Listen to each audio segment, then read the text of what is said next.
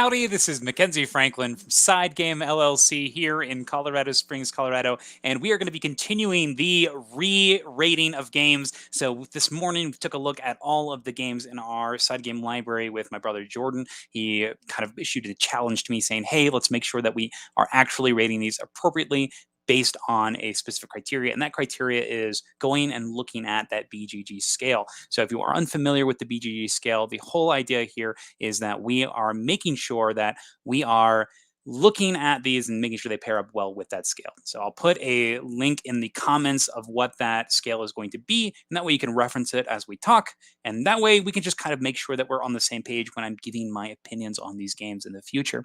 Now, the biggest thing here is we ended off on the 8s, so we finished all the 10s and the 9s. We're going to go right into the 8s here and see what our opinions are on there. So that being said, let's get started with this. So first off, let's switch over to this new tab, and then we can begin. So once again, the descriptions are going to, all the comments here are going to show you exactly what we're talking about when it comes to the ratings. So here specifically are 8s. These are very good games. They like to play, probably suggest it, and will never turn down a game. So this is missing that little bit that says that this does what it's setting out to do perfectly. It's going to have some issues with the game, and we'll see where that goes here. Let's go ahead and jump into, and for these, I'm going to do my best to do kind of blanket reviews. So I'm not going to take too much time explaining or reviewing these different games, but we're just going to work through this list kind of a piece at a time. So I'll leave these up here, and we are starting with Time Stories down to Seven Wonders Duel, if you can see that here. All right, and if you have any comments or anything you'd like to say about the games that we're discussing, please leave those in the comments below. But that being said, let's get started. So Time Stories, unfortunately, is going to drop to 7. Sheriff of Nottingham, Pandemic Legacy Season 1. We talked about this earlier on the last video, where this is one of those games that kind of just dominates your think space once you get it, and one that you're going to be consistently jumping into. And just whenever a new one comes out, you are super excited to play. Sheriff of Nottingham here. Let's see. I think that this is appropriate for Sheriff of Nottingham. It's a fantastic negotiation with some minor flaws, but it's good. Seven Wonders. This is going to go here as well. Duel as well. And the best part about this is most of these games are pretty fantastic. 8 is still a very high rating with being a very good game. So these are all games that I really like to play. All right, let's move on to the next section here. We have Ticket to Ride all the way down to Isle of Skye. Okay. I'm going to put this to a 7. Because this is one that I do not suggest, and that's the big one here. This is never, Ticket to Ride is never one that I actually say, hey, let's play Ticket to Ride. Unfortunately, I think the same thing with Mysterium. Illustrations, you're safe. The Graze Your Goblets is going to drop. Junkard is going to drop. Good game, usually willing to play. Oh man, this is just so challenging. And this is one thing that I noticed the first time we did this, was that it is very hard to readjust these ratings on these games. Isle of Skye from Chieftain Dis. This is unfortunately, this is not one that I pull out all the time and say, hey, let's make sure we're doing this one. And then Dixit. This one does remain to be one that is actually pulled out and brought up quite a bit. Even in its party status, it is one that consistently hits, which is fantastic. Okay, and hopefully some of these may even move up, and that's kind of what we're looking for, to make sure everything is pretty uniform in where we're taking a look at it here. One Night Ultimate Werewolf. I think, unfortunately, this is also going to go down. Deception Murder Hong Kong has just been the go-to for those quick social deductions.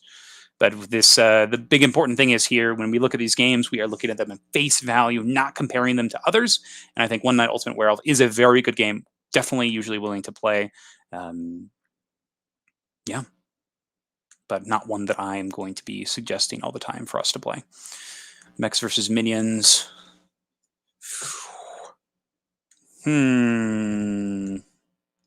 Gotta be honest. So this is dropping.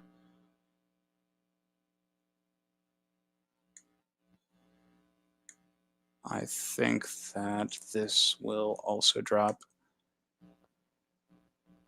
This is Zoo. Let's keep on going. Hey. Azul is so good. It's but is this one that I bring out to teach others? It is. So I think this one will stay as 8. This is a good one. Cockroach Poker, we have Royale at the 10 level. I think that it has that little bit to push it forward, but I think Cockroach Poker is still so good in what it does. It's that awesome, perfect, exact what you'd expect from a small bluffing game. Fantastic. It does what it does in the best way possible. Let's see. Skull. I think that 8 is appropriate. It is missing that piece. There is some choice when it comes to Skull with putting those tiles down, but the fact that you can potentially get not a huge amount of choice on your turn, I think could actually bring it down. I think I might drop it to a 7 because I think that is pretty detrimental. And coming from me, it is not one that I usually will. That's not true because it does come out quite a bit if there's based on the crew that's there, the space that's available. This is one that does get brought out, that does get suggested. Man, this rating scale is rough, yo. Okay, move down to 5 tribes. Very good game, like to play. Probably will suggest it, won't turn down a game. Oh, good game, usually willing to play. I think 5 tribes is appropriate. This is a good game. This is a very good game. We'll continue. Wits and Wagers Party. I think that this is appropriate as well. It is probably the best trivia game. Once again, does that push it over? I think it does. I think that Wits and Wagers might get pushed to a 9. I think it is an excellent game. I think if you are looking for a trivia game that is incredible, I think Wits and Wagers is your best bet. So we're going to move that to a 9, which is awesome. Pandemic Legacy Season 2. This is going to go into that 10 range again because of the reasons displayed above. When I dream.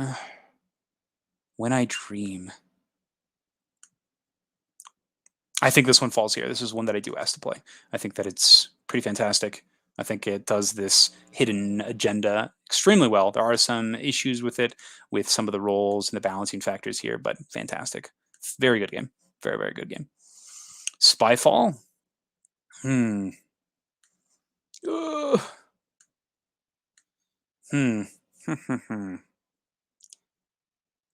This might go down to a 7. I use it as a teaching tool a lot, but whenever I am sitting down to play games, this is not one that I normally bring out, but I do think it's really good, and I'm usually willing to play it. So I think this one's going to go down to a 7.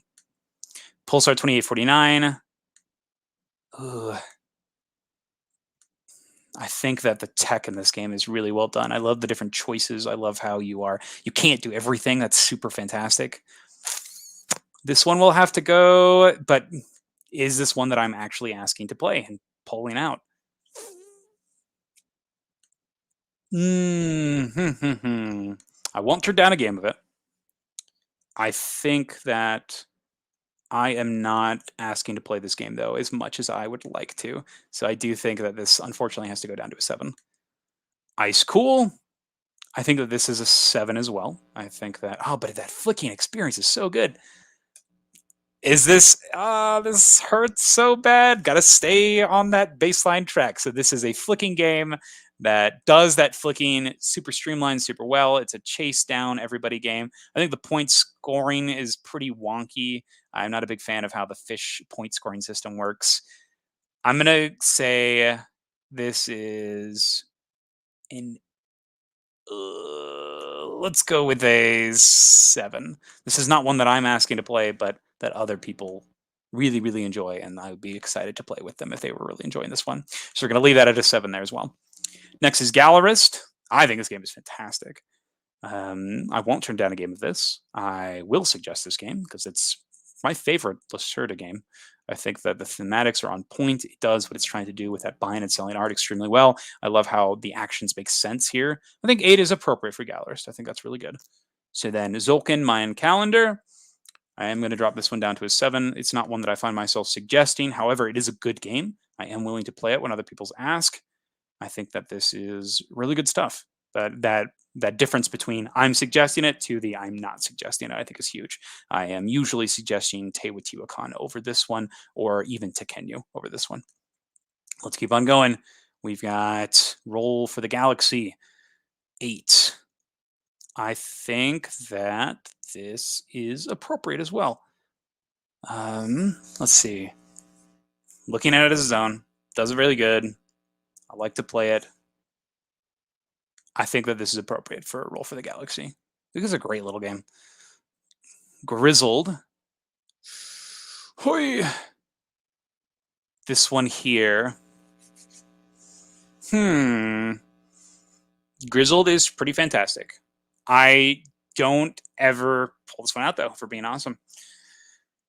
I think this might actually go down to a 6 based on the BGG rating. It's an okay game, some funner challenge. We'll play sporadically if in the right mood, and I think that's appropriate because it is definitely like, hey, are you in the mood for this theme? Are you in the mood for this style of cooperative game, this struggle? I think that this is an appropriate place to put it, which stinks because based on this rating scale, this is where we're at with this. Rising Sun. Oh, man. This one I think will drop as well. 7, good game, usually willing to play. I think this will drop to a 7 because it is fun, but it's not one that I'm suggesting. I would rather play almost any other of Eric Lang's games at this point than Rising Sun. Those are the ones I'm suggesting, at least. Rising Sun is one that when people ask to play it, I'm like, yeah, let's do it, but it's never the one that I will choose to bring to a game night. But it is a good game, and I'm usually willing to play. So we'll go with the 7 there. Up next, we go Food Chain Magnet. Very good game, like to play. I will suggest it. This one is, as we said earlier with the descriptions, it's based on the people that you're aware of. If with people who will play this game, I will suggest this game because I do think it's fantastic. I do suggest it. I like to play it. I think it's a very good game. There are some issues with some of the roles and just some of the interaction from the beginning, I think can be a bit challenging to grasp. So I think I will stick with an 8 on this one. I think it's appropriate rating. I think, yeah. Next, Detective Modern Crime board game. This is one that, oh man, this is such a good style of detective game. And this is one that whenever a new one comes out, I'm always excited to try it. I think the system is so solid. I especially like the original system. I think that there are some annoyances when it comes to the way that these detective systems are structured sometimes, with all of the questions being front-loaded at the end, with sometimes being a little bit too free at the beginning. I think that this will be, I think I'm actually going to raise this to a 9 because this is one that I am consistently playing, and I love the new reiterations on the system. And I think the system is so solid. I think that it is doing what it wants to do extremely well, and sometimes it's detriment because you have all of this information, sometimes a little bit of information overload. But I think it's still amazing. Like this is the detective game. Unbroken. This game is pretty great. Like this is a fantastic little solo game. Very good game. I think I am going to drop it to a 7 though. I am usually willing to play it if there are definitely other small solo games that fit into this dungeon space that I think are ones that I gravitate towards more. But I do think, but once again, look at it at where it's at. Am I suggesting it? Am I pulling out? Because this is solo, right? So I think 7 is where it's going to go. This is me personally. Batman Gotham City Chronicles. Good game, usually to play. Very good game. I like to play. I'll suggest it. This is one that if I find somebody that wants to play with me, I will ask to play it. I think that it's fantastic. I love the 2-player version of Batman Gotham City Chronicles a lot. And this is one that I'm just excited to play whenever it comes out. I think I'm going to keep this as an 8. Very good game. I do like to play it, and I will suggest it if we're in that 2-player experience. I think that command board system is so satisfying. And that's back to that word. Next, we have Lord of the Rings, the card game. This is, I think I have to put it at a 7 because I do not bring it out. It is a good game. I'm usually willing to play, but I am not pulling this one out. So this is going to fall in that unbroken category with me where, yes, it is a very good game. Yes, very good game. High Society, very good game. Like to play. I'll suggest it. This one I think is appropriate here. I think it does this system very well. I love the way that the game works and has that pressure. It reminds me of QE a lot with trying to ensure that you are staying in the game points wise, but staying away from the danger zone of running out of cards. Ooh, scary stuff. And then we'll go to Everdell. Everdell, I am going to drop to a 7. I think that this is one that it's another one of those where I don't think I ever suggest this game. But it is one that I'm usually willing to play. It does things well, but there are some issues when it comes to kind of ramping up in your achievements. Sometimes cards will lead to other cards, which can really make some blowout games. But it is a very fun experience. It's a good game. It is one I'm usually willing to play. Up next, we have Paper Tales. I think this is going to go to the same thing. This is not one that I'm asking to play, unfortunately, a lot. It's super solid. I really like this one. There's a lot to love here. It is a very good game. Usually willing to play, but I am suggesting not as much as I probably should be on this game. Arboretum, I think, very good game. I like to play. Probably suggest it whenever turn down a game. This is a hard one. So those of you watching me, what brings you into this? Why do you enjoy this? Let's go with it has that tenseness. I love the hand management aspect of keeping the cards for the scoring at the end. Oh man, I am asking to play this one. This is a great one for this tableau building hand management game. I think that it does what it wants to do well. I think that the only thing that is kind of annoying is the construction of your arboretum itself, because a lot of the times it's pretty straightforward on what you're trying to play, but sometimes you're pigeonholed into specific areas, which I think adds to the tension of the game. I think 8 is an appropriate rating for arboretum. We're going to keep it there. Yellow and Yangtze for 7 it's going to drop down to 7. I think that this is one that, once again, it's not one that I am bringing out consistently and asking to play. It's a really interesting game. I really like the game flow, but I'm usually willing to play this one. I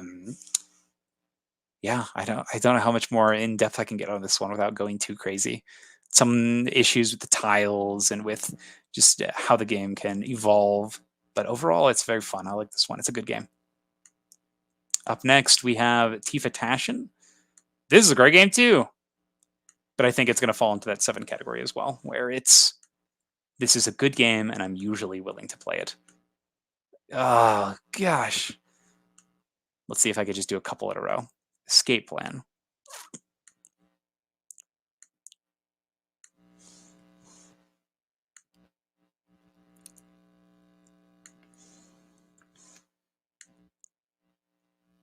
Yeah. Oh my gosh, this is just destroy your ratings. I think I already have this somewhere else. I'm going to get rid of it here. Hostage Negotiator. It ended on the 9. We have Grizzled somewhere else as well, so we'll get rid of this as well. Oh, this is a pretty good game. Probably suggest it. Never turn down a game. I think this game is very good, usually willing to play. This is not one that I find myself suggesting overtly, but it's still very fun. Just one, I think, unfortunately falls in that same category. Fuse. I think but it's really good. That real time is so good. This is one that I do play a lot with Ariana. I think I have to be honest with myself, though. I will not ask to play this one. I'll usually ask to play Bullet over this. But once again, looking at it from that standpoint of this game is a good game, but it's a very good game. 8. We're going 8 here because this is one that I do bring. It's pretty fantastic. I like Fuse a lot. Oh, next, Paladins of the West Kingdom.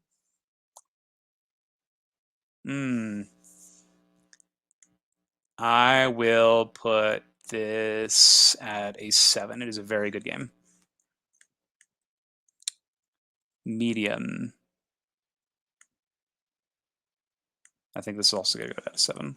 I think it makes for some great moments. Let's see, Obscurio. It's got to go there too. Oh my gosh, this hurts me. Now you missed this. We did a whole other video on this. If you look in the description, you'll see that there where we went through our tens and nines. Those are some of the really good games. Right now we're in the eights, and we're deciding if they belong up, down, or stay right there where they are. Poker Bros 2. I think this belongs where it is. It is a very good game. I like to play it. I do suggest it. I think this game is really fun. Balderdash. I think that this is going to drop to a 7. I think that that uproaring nature is going to continue to go to monikers. But this one in particular, very good game. I like to play. Good game, usually willing to play. But it is so good. This hurts so much. And once again, if you have any comments or thoughts on any of these things I'm covering, please put them in the comments below. I think that unfortunately Oath will also have to go down to a 7 because I am not asking to play it as much as I would like to. Once again, it's the amount played. That's really what Board Game Geek emphasizes here. But it is a good game, and I'm usually willing to play it. Not suggesting as much as I'd like to. Abyss. Ooh, this is a very good game. Am I suggesting Abyss? Where does Abyss fall? I think Abyss stays. I think Abyss stays as an 8, especially with the expansion integration. I love the choices here. I love how you're consistently engaged. I love the different abilities and powers and how you're covering them up, so you're having to build more. Abyss is a great game. Yeah, this is a really good one. I'll keep it an 8. It can feel a little wonky, which is what's preventing it from getting to that 9, because sometimes specific things happen, and you can kind of have those large dumps of cards, like if fishing occurs, and it can kind of roll out of control, and the pacing can get kind of funky sometimes. But overall, I think it's really good. Space Base. I'm going to drop Space Days down to a 7. This is one that does get a lot of play, but it is a good game. I am usually willing to play it, but for me, it's not one that I am suggesting to play. Atlantis Rising, 2nd edition. Ooh, this game's so good. This is one that I do suggest. I think this is one of the best cooperative games. I love the abilities. I love the library cards. I love that anticipation. I love the mitigation. I can't wait for this Monsters expansion. Fantastic. We'll keep this 8. Isle of Cats. This is one that I do really like. My favorite part of Isle of Cats is the cards. I love the way that you can collect scoring objectives as you play, so you can modify the way that you're personally scoring. It's the same reason I really like Role Player. Oh man, yeah, and this is one that I've actually consistently been bringing these last couple of game days because I want to play this game. Yeah, Res Arcana, that new expansion's coming out. Ooh, I really like this game. I think that I will keep this as an 8 as well. I think that engine building is so satisfying. I love how you get to really customize your deck through that draft phase and then see how that plan comes to fruition. Wonderful time here. Can't wait to try the Perle and Piri. That should be here any day. Street Masters. I am going to drop to a 7. It follows in the line with Unbroken and these other styles of games where I'm just not pulling it off as much as I should be. Final Girl. Final Girl right now is an 8 for me. I really like to play it. This is one that I am choosing to play over some of the others. I don't think it's as good as Hostage Negotiator, especially with Career, but I still think it's very fantastic. I love the variety. I love the theme. This is going to go. I think this is 8 because this is what I'm doing right now. 8 is good. Jaws of the Lion. I actually am going to drop this. I find myself pulling out the big Gloomhaven over Jaws of the Lion just because Jaws of the Lion is so restrictive and kind of the things you can do. There's no retirement system, so you are that character for the whole experience, and I think it's just okay. I really like some of the effects that are in Gloomhaven as well. A little bit more dynamicness to the different characters.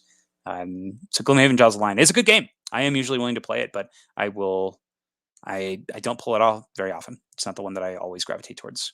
Role Player Adventures. Oh man, I think this is going to drop to a 7 as well. Role Player Adventures. The writing is fantastic, but this is not the story game that I'm going to suggest. I think the dice manipulation is fun. I think that if I am going to continue to I don't see myself pulling this out super often. Like I'm pretty sure I could if I wanted to and just try to muscle through the whole campaign. But I think that there are other games that I would also rather do that for.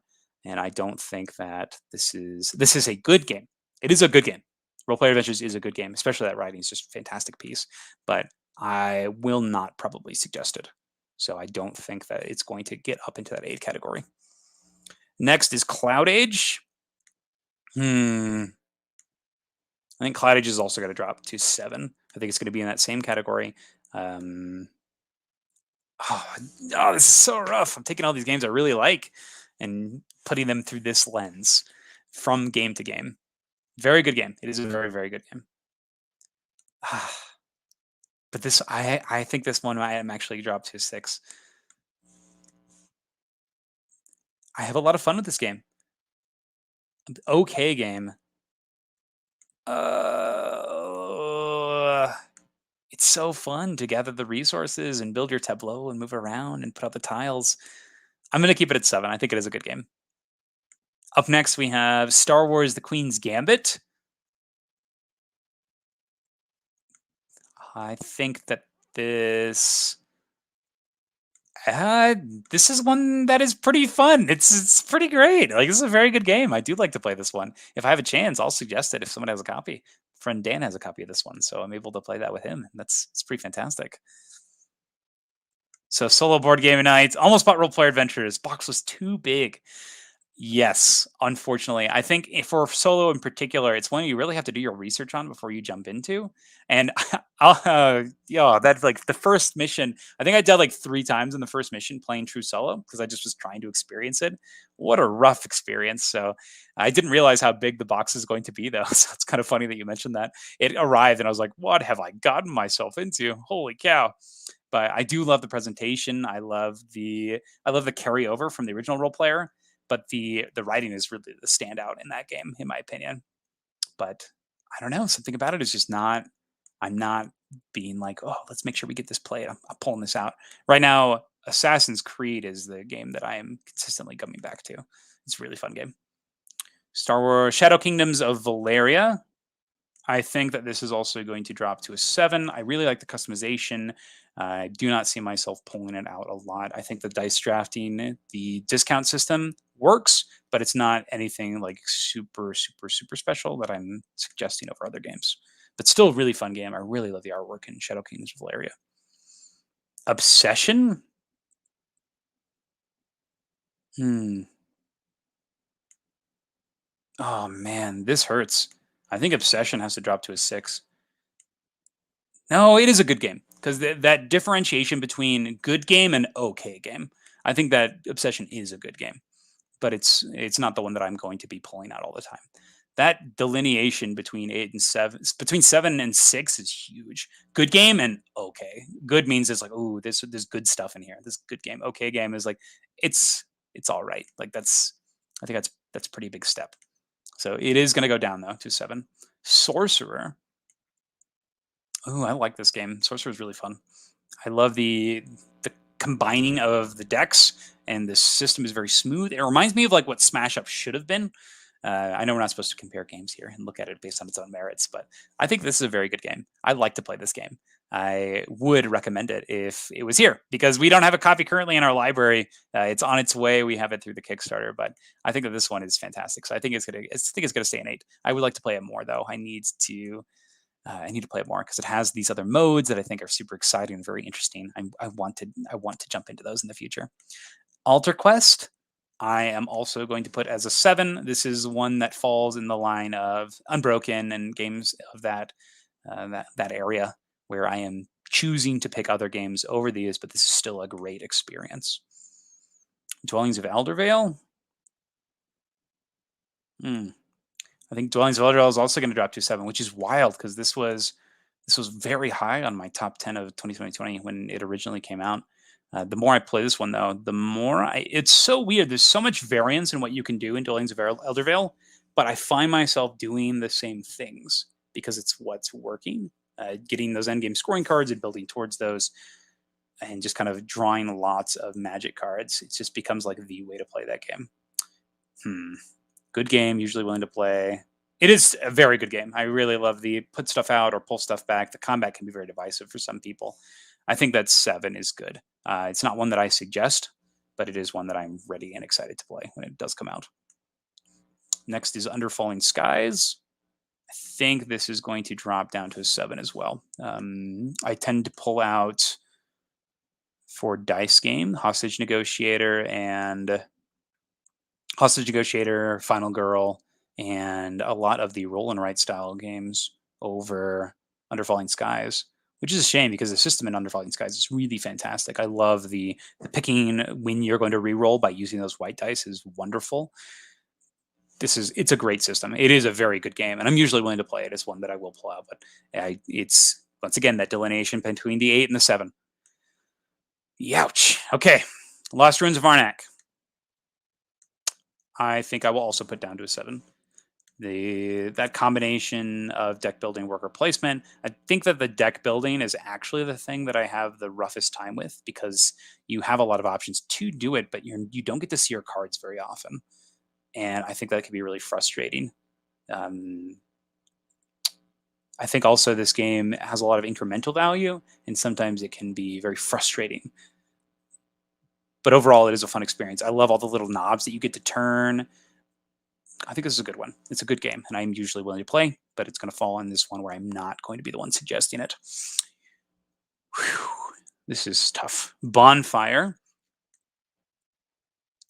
I think that this also goes down to a 7.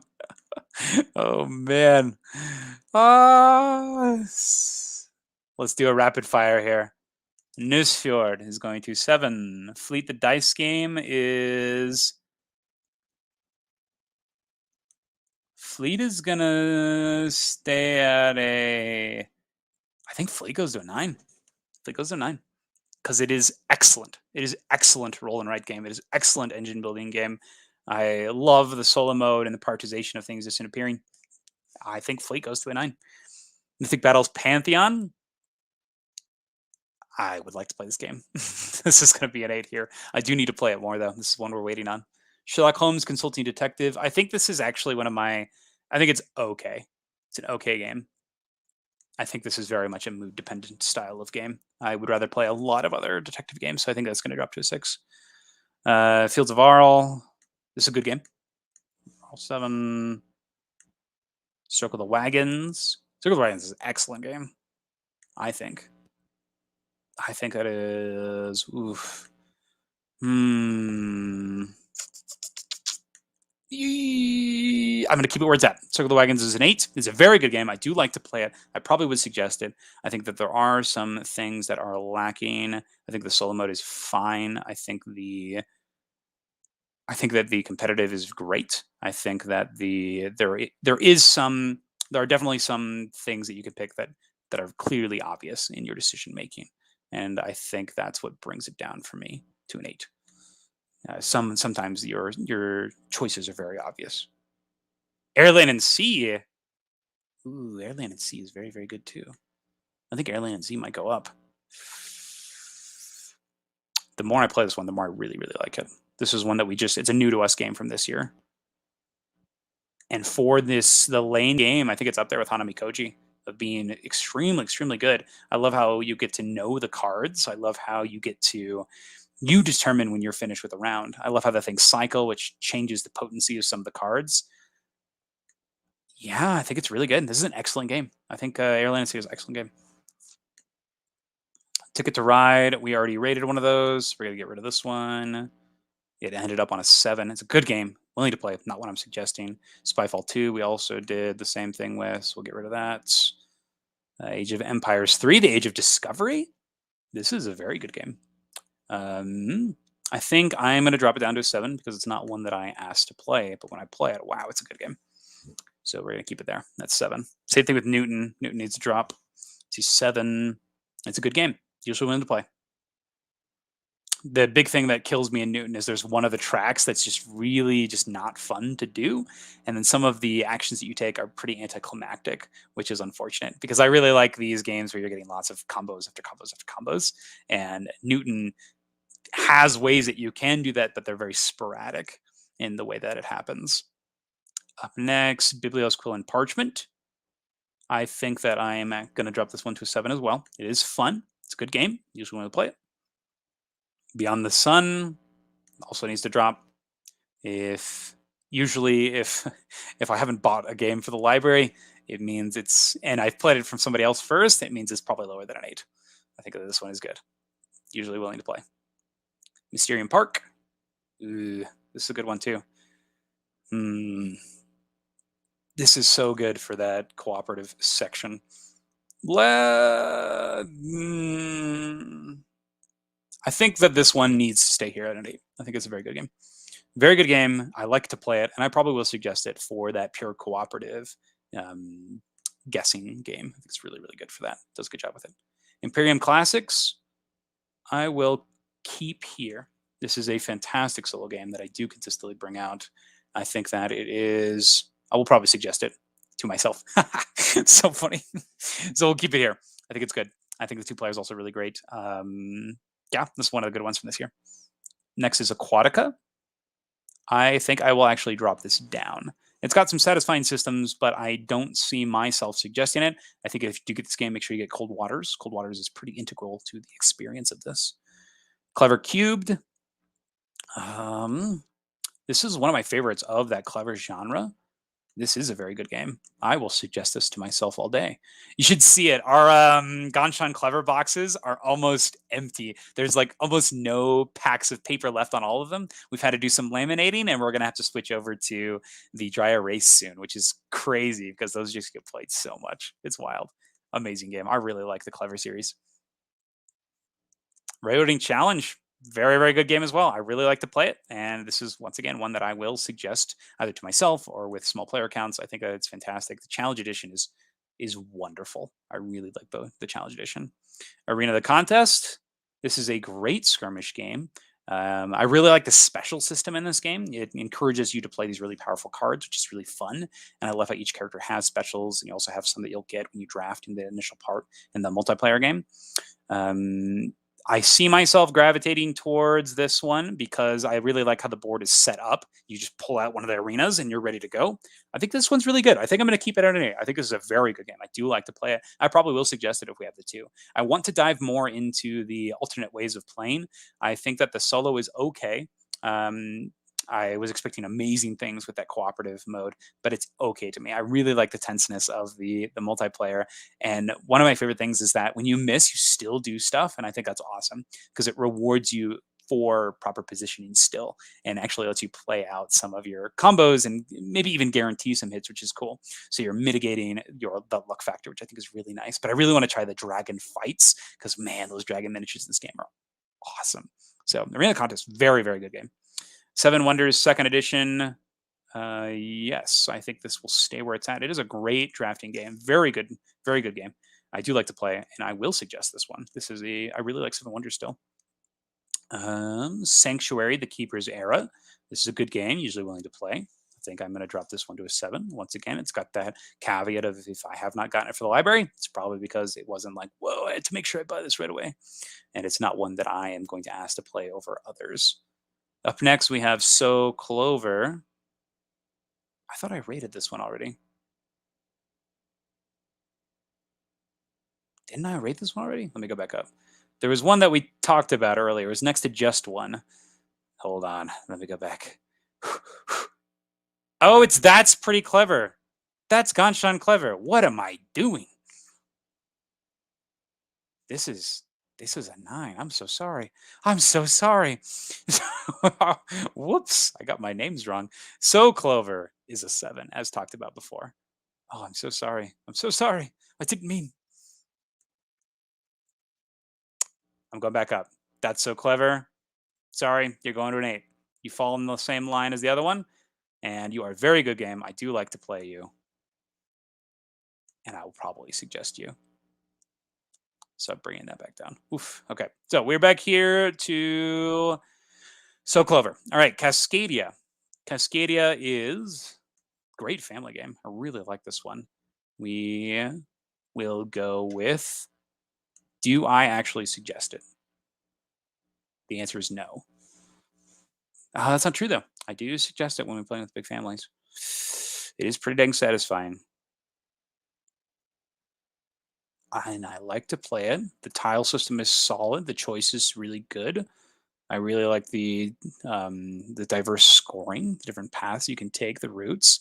I love that you can limit your options as you play. We're gonna keep it there. 8 it is. Well done, Cascadia. Messina 1347.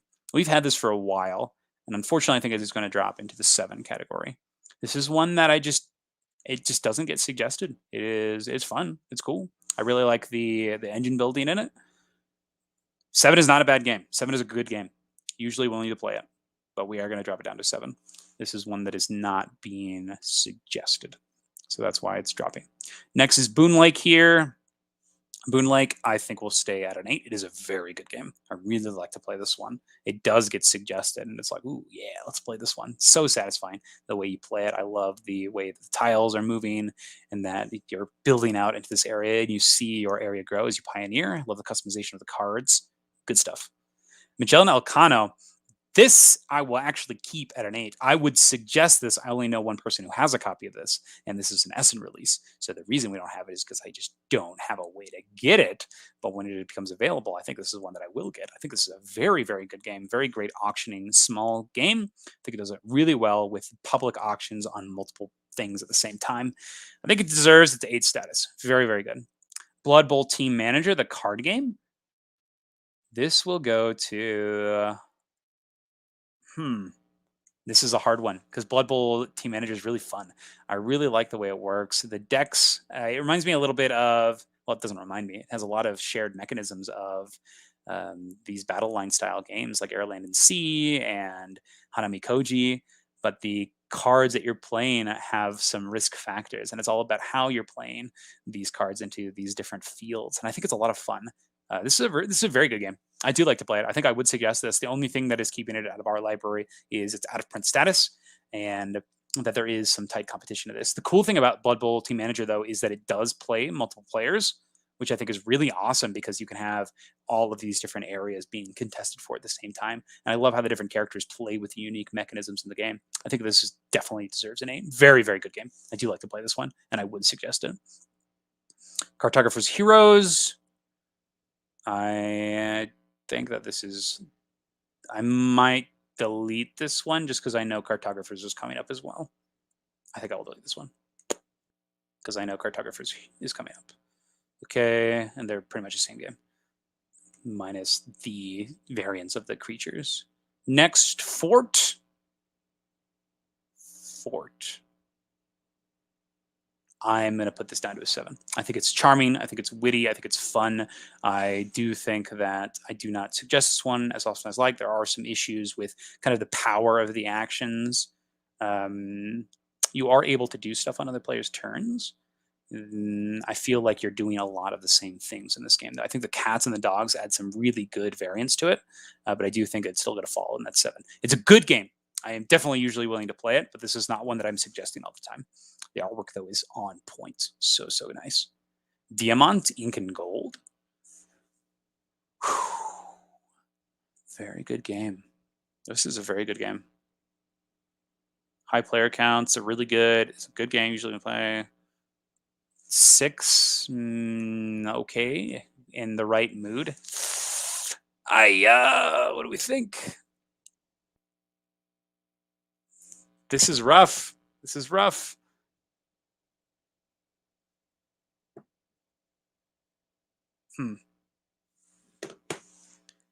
Let's go with. Oh, this is so tough. Diamant, Ink and Gold is going to be a 7 as well. I might drop. Nah. It's such pure push your luck though, and I think it's really well done.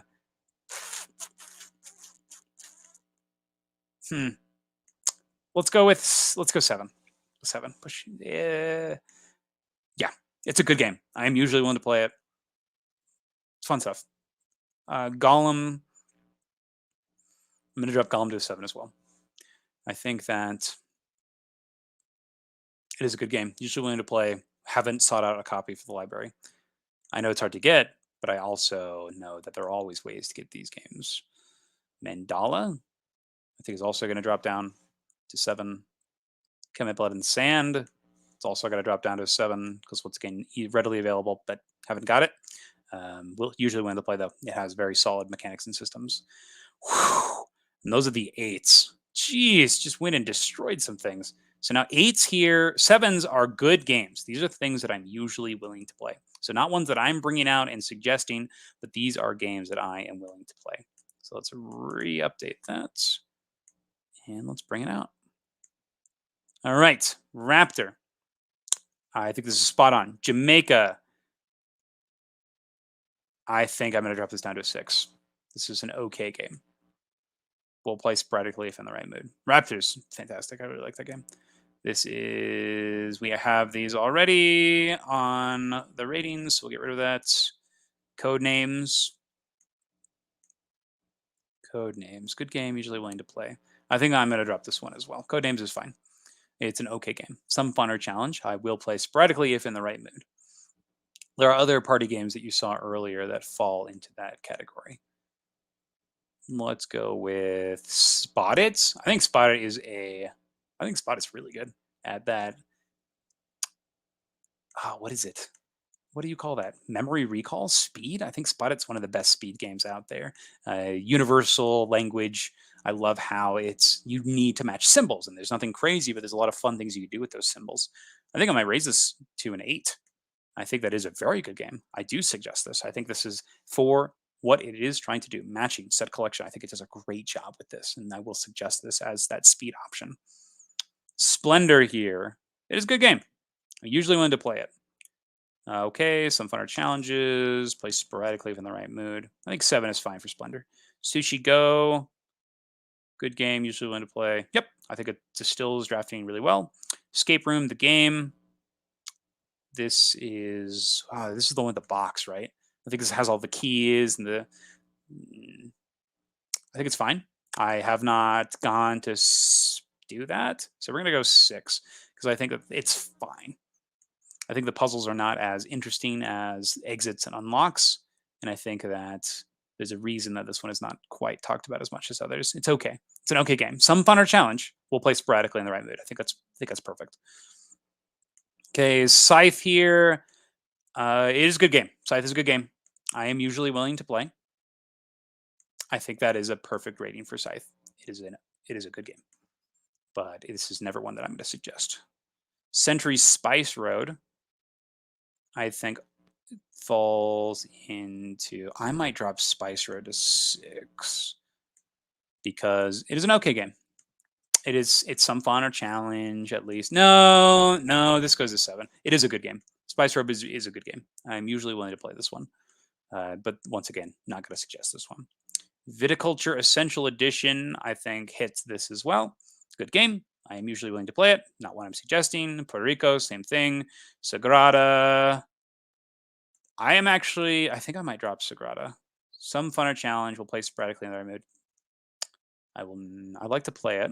Probably usually willing to play. It's a good game. Sagrada's a good game. Usually willing to play. Yeah. King Domino. Good game. Usually willing to play. Yeah, I think that's correct too here. Through the Ages, Story of Civilization. Good game or okay game? This is a good game. Usually willing to play. I won't suggest it. Oh, this is so rough. Let's go with. I think this one is going to go to 6. I am going to play this if I'm sporadically in the right mood. I think this is definitely you need to be in the mood for this game. So I'm going to drop that to a 6. I think that Star Wars Rebellion is going to be the same thing. It is an okay game. I think Star Wars Rebellion is fine. But I think you need to be in that mood of I'm playing a 2-player Star Wars experience. Magic Maze. Oh. I think that this might also be a 6. I think that this is one of those games where you have to be in that right mood mindset. It's an okay game. There's some fun or challenge with the position of people and where they're arranged at the table. Up next, Orleans. I think Orleans is also going to drop to a 6. Orlean it's an okay game. There's some fun, some challenge. I will play sporadically if I'm in the right mood. For some reason, I just don't find this game as satisfying as a lot of other people's do. I think it's okay. I think it's an okay game. I will play this when I'm in the right mood, but this is not one I'm suggesting. This is not one that I'm like super excited to play all the time. So that's unfortunate. This one might have to leave soon, which is unfortunate. This is classic. Lords of Waterdeep, I think falls in that same category of 6. Concordia. Concordia is a very good game, and I'm usually willing to play it. The cards tied to the scoring in this game is the biggest thing that hits me because a lot of the times I'm not caring about the cards I'm drawing based on their effects and caring about the scoring, but the system is so smooth and clean. I really, really like it. So I think it's gonna go. I think it's gonna stay 7. Noria. I think Noria is also a good game. I think I might drop this one to a 6, though. I think there was some fun and challenge in it, but I think I just do not play this one enough. I think played sporadically, so this might be one that leaves. My wife really likes this game, which is why we still have this in our library, for being honest. So I think 6 is correct. I think it's an okay game. There's some fun and challenge. It has this wheeled building system that's really interesting, and that's really fun. And I like the management of the different stocks, the different areas on the board. Mansions of Madness Second Edition. I think that this is also very much mood dependent. I think this is also going to drop down to a 6. It is an okay game. It's yeah. I think this has to stay here. Next here, Happy Salmon. This is a good game. Yeah, this is a great game. Good game. Usually willing to play it here. This is very much you have 2 minutes of frantic running around. Hilarious. We'll do that. Fantastic. Charterstone. I think Charterstone is going to go to a 6. I think it's an okay game. Yeah, you have to be in that right mood for that legacy experience. Not one that I'm super excited to pull out. We have a redone copy of it chilling, and it's just been chilling for years now, since Hawaii. And that was about 3-4 years ago. That one might have to go. So Charterstone's at a 6. Still, it's an okay game. There's some fun or challenge at it, and we'll play sporadically if in the right mood. Next are the Unlock series. I think that they also stay at 7s. This Nautilus Trap is kind of like my summary of all of them. This is the first one we played. So I'm going to leave this here. This is a good game, usually willing to play. I think that the exit games crush it. I love their take on the system. I love how it's done. And I think the Unlock they are good. They are good. They have some really, really big highs, but also some really big lows. Some amazing experiences from there, though. So definitely worth checking out. Captain Sonar, I think is I think I have to drop it to a 6. It is an okay game. There's a lot to have fun with it. Some fun or challenge. We'll play sporadically. But I don't think that's quite true. Once again, we're looking at this with that prime player count. I'm gonna go 7. I'm gonna go 7. I think it's still really good. It's a good game, and I'm usually willing to play it. So I will say that one. Keep it there. Ethnos, played this the other day. I'm going to keep it at a 7. It's a good game. Usually willing to play. It's up there with that Ticket to Ride level with me. Number 9 here. I think I am going to drop to 6. Yeah. Paperback, okay game, some fun and challenge at least. I think I'm also going to drop this to a 6. I really need to try out the new expansion content for Paperback, because right now Paperback is it's funny with word games. I find myself making the same words over and over and over again. And in this game, you can do that, where you can cater your deck to build the same words. So I think it's funny. It kind of exacerbates my problem with them. Pandemic is a good game, usually willing to play. I think yes. Burgle Bros. Uh-oh. Uh-oh.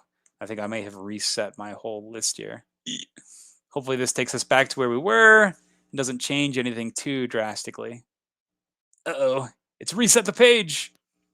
So let's go back to the top, and we are in the 7s, right? Oh no, we might have to re-see some of these things we've already seen. So let's go back to the ratings, and we are on the 7s. Scroll down. We were in Ethnos, Sulkin, Rising Sun, Brokel Bros. We are Brokel Bros. Okay. Brokel Bros. Okay game. Some fun or challenge at least we'll play if in the right mood. Good game. Usually willing to play. Oh man, the existence of Burgle Bros 2, but I have to look at it objectively, just straight on at the game. I think that it is a 7 to me. I think that it stays here. It is a good game, and I am usually willing to play it. This is not one that I asked for, though. Friday, I think hits on that same spot with Unbroken and those others, so I think it will stay there. Sidereal, I think that it will also. Hmm. I think it will stay here. That's 7. I think that it is a good game. I'm usually going to play it. But Sidereal, you do have to be in that mood of ready to wheel and deal and trading. So I think Sidereal will have to drop to a 6, unfortunately. Clank in space, deck building adventure. I think that this one is a lot of fun. I think that the adventure is a blast. I think that the space one is the best version of this game. I think that it stays at a 7. Reef, also 7. Unbroken, we already did. Growl, we'll go to a 6. It is an okay game. There's some fun or challenge. We'll play sporadically for the right mood. Werewolves Deluxe Edition, I think, is really good. I think this will stay here. This is a good game. Yeah, usually willing to play. Farwell Island, I think, will unfortunately be dropping to a 6. Lord of the Rings, a card game. 7, no thanks. Good game, usually willing to play. Yep. Decrypto, I think, also stays at 7. The Mind, I think the Mind is going to go with 6 as well. This is one of those, like, you can play a couple hands of it, but you have to be in the mood to be ready to pull it out. Gunky Mono, okay game, good game. I think Gunky Mono is also going to be a 6. Everdell stays 7. Jaipur, 7. Good game.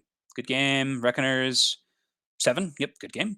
Yellow Yangtze, 7. Founders of Gloomhaven, I think that Founders needs to also go down to a 6. This is it's an okay game. There's some fun or challenge in here. I love the management of the resources and being in control of those and kind of tying them back here. There is some fun or challenge here, and I will play it sporadically. So Founders going to be a 6.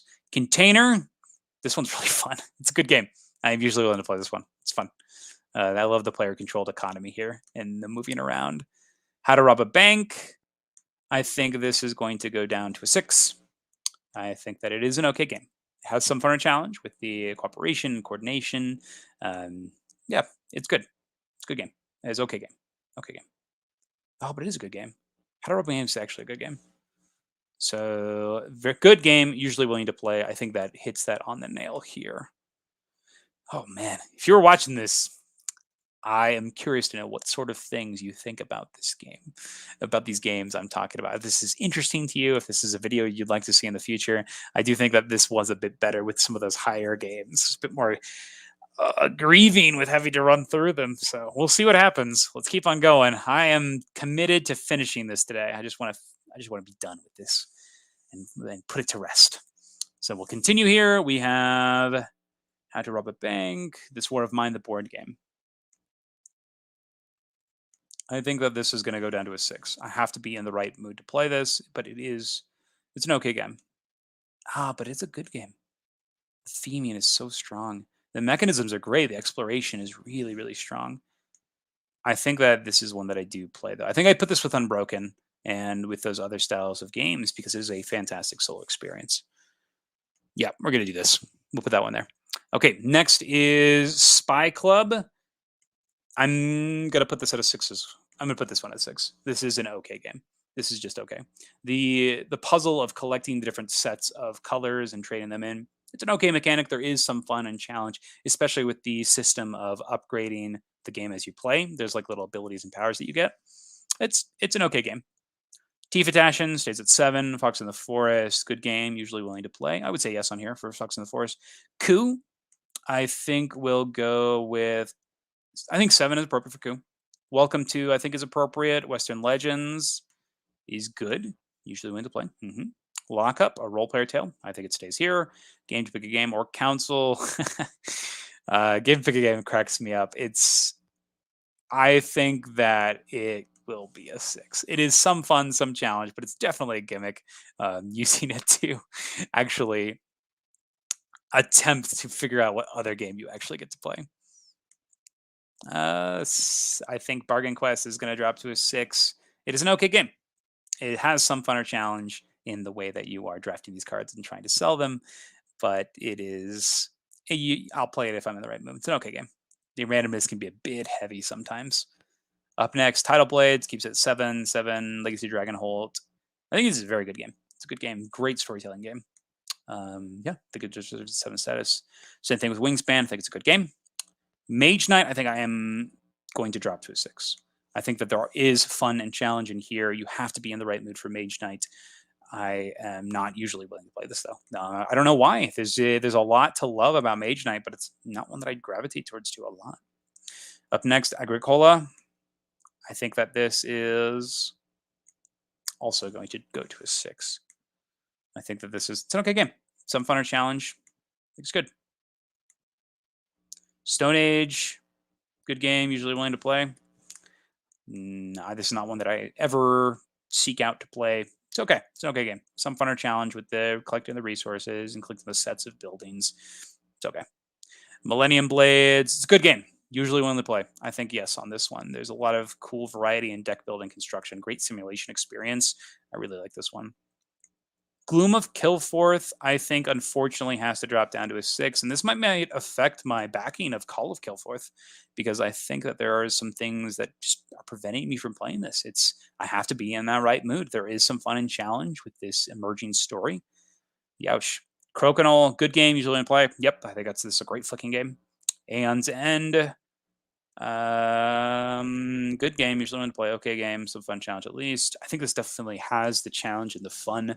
I think we'll keep this at the 7. It is a very good game, and I'm usually willing to play it, but it's not one that I am bringing out consistently, which keeps it from bringing that 8 status. Dominion, I think, is a good game, usually willing to play. I think that I am going to drop Dominion to a 6, though. I think this is one that it's an okay game. Some fun or challenge. I'll play if in the right mood, but this is one that I never seek out to play. Tiny Towns. This is a good game, usually willing to play. Played this a lot recently, actually, with a lot of kiddos, and they're having a great time with it. Twice as Clever. Twice as Clever is the awesome dice game. This is actually my lowest rating. I'm going to keep this at 7. It's my least favorite of all of the different Ganshan Clever games, because one of the dice actions, the silver die, is super annoying because it takes forever to do right. It's get really lucky and swingy, and it takes away from that decision in the game that I really like. So unfortunate. Up next, we have Just One. We have already rated that earlier. 5-Minute Marvel. I think this is really good. I think this is one of the best at what it does with this frantic playing cards. I think I'm actually going to bump this to an 8, because I do pick this one out when we're looking for a quick real-time experience. I think this does a great job with it. So I'm quite impressed with 5-Minute Marvel and how it continues to be really, really approachable for this real-time experience. Great game, 5-Minute Marvel. Century New World. I think that it is an okay game. This is one that I will play sporadically in the right mood. I think the gimmick is strong in this series of games of being able to combine them. So I think the 6 is appropriate. It's okay. It has some fun or challenge. I will play it sporadically. Vindication, I think, is a good game. I am usually willing to play it, not one that I'm suggesting. It has a lot of cool things about it, but unfortunately, all of the expansion content has really fallen flat with a lot of it, especially with the big miniatures ones. I think they're fine. I do really like the artwork, and I love playing with the purple stuff. But for me, it's a good game.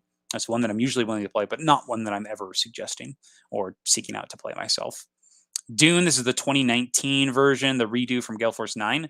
I think I have to drop this down to a 6, because it's an okay game. It's not my favorite game.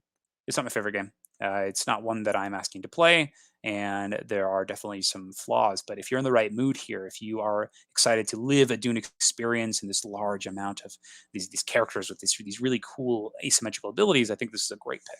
So Dune, I think it doesn't need to go to a 6, though. I think it's okay game. Gameplay-wise, it's okay. You can definitely tell that it's from its specific time period. Tapestry, I think I'm also going to have to drop down to a 6. I think it's an okay game. We'll play if in the right mood, and then there is some fun or challenge here. I think that the randomness of this game is so significant. With a single card in like an early turn can make a difference of like 100 points between players, and you feel that when you play, but you can still have some fun with the game or some challenge with the game, with the different paths. It reminds me a lot of roll and write games where you're moving up these different tracks and getting bonuses, and sometimes you're going to get things that just work brilliantly for you, and sometimes you won't. And I think 6 is okay game, some fun or challenge, and we'll play sporadically. I think that's appropriate here. Paladins of the West Kingdom, we readjusted the rating for that already. Same thing with Medium, Obscurio. Wavelength is a good game, usually willing to play. I think that's good here. I think I might put Wavelength to a 6. It is it's an okay game. I think that you definitely have to be in that right mindset. Oh, wow. Let's bring that to a 6. I think Smartphone Inc. I'm also going to bring down to a 6. It's an okay game. I think it's fun. This is not one that I'm gravitating towards all the time, though, and saying, "Oh, let's play this one." I think that the fact that you're setting up all these dominoes early and it's very clear to see what's going to be happening in the game, I think that's what prevents me from enjoying it as much as I'd like. I think it's an okay game, some fun or challenge. I'm interested to try mobile markets. I think that looks fantastic. Taking this idea and abstracting it into cards looks really interesting. Up next, Oath Chronicles of Vampires. We've already adjusted that to 7. Coup Rebellion, G54. I think that this needs to also go to a 6. If we're playing Coup, this can be a barrier to it, but I think this is, if you wanted to kind of like do a marathon, this is a good approach for that. So in the right mood, good. There is some fun or challenge here with the different roles and different combinations of those roles. Cosmic Encounter. I think that this one is. I think I'm going to drop this. I think I'm going to drop this to a 6. It's never one that I seek out to play. I think it's an okay game. I think that it's fine. It has some fun and challenge, and I think I will play it sporadically. And not my favorite. Not my favorite here. Pandemic Iberia. I think 7 is deserved. I think the different modules that you can play that come with it are fantastic. I love the route building with the railroad tracks and the decisions between moving those. I love how you can create the patients that move. Oh my gosh, so good. I really like this one. So it's great stuff. Good stuff. Very good game. Not one that I'm pulling out consistently for cooperative picks, but still a fantastic game. Silver and Gold here. I think that Silver and Gold is going to drop to a 6. I think that it's an okay game. There's some fun, some challenge. I will play sporadically if in the right mood. I think that there are so many good roll and write games that is high contention for this. But it is an okay game. There's some fun and challenge with trying to efficiently put in your polyomino pieces into your different maps. So there's some things to like about this game. Space Base, we already changed. It's a Wonderful World. I think that 7 is good for It's a Wonderful World. I think that it is a good game, willing to play it. Good stuff. Next here, Chronicles of Djunagor, Age of Darkness. I think that 7 is about right for this as well. I think that it is fun. I think that it is a good game. I think there's a lot to love here. I am usually willing to play, but it's not one that I'm pulling out over these other large campaign games or just in general. It's not one that I'm going back to a lot of, but I am playing it and having a fun time with it. The Crew, Quest for Planet 9. I think I need to drop this down to a 6. That key aspect of will play sporadically if in the right mood is good. Some fun or challenge. I cannot see myself spending a whole game night playing this, and that kind of is what happens when The Crew comes out, and that's not something that I'm excited or looking forward to. So I usually don't even bring it out because it's not one that I am wanting to invest like an hour or hour or more into, and that's usually what happens when this pulls out. Not a fan. Horrified. Great game. Good game. Usually willing to play. I think that this is a great cooperative style game. I really like the theme. I really like how the different monsters work, and I love how you could scale that difficulty by bringing out the monsters. Really like this one. Yeah, this is a good game. This is a very good game. Usually willing to play this one. Conspiracy, I think is good. I think I'm gonna drop it to a 6. I think it's an okay game. This is one that I think is some fun or challenge.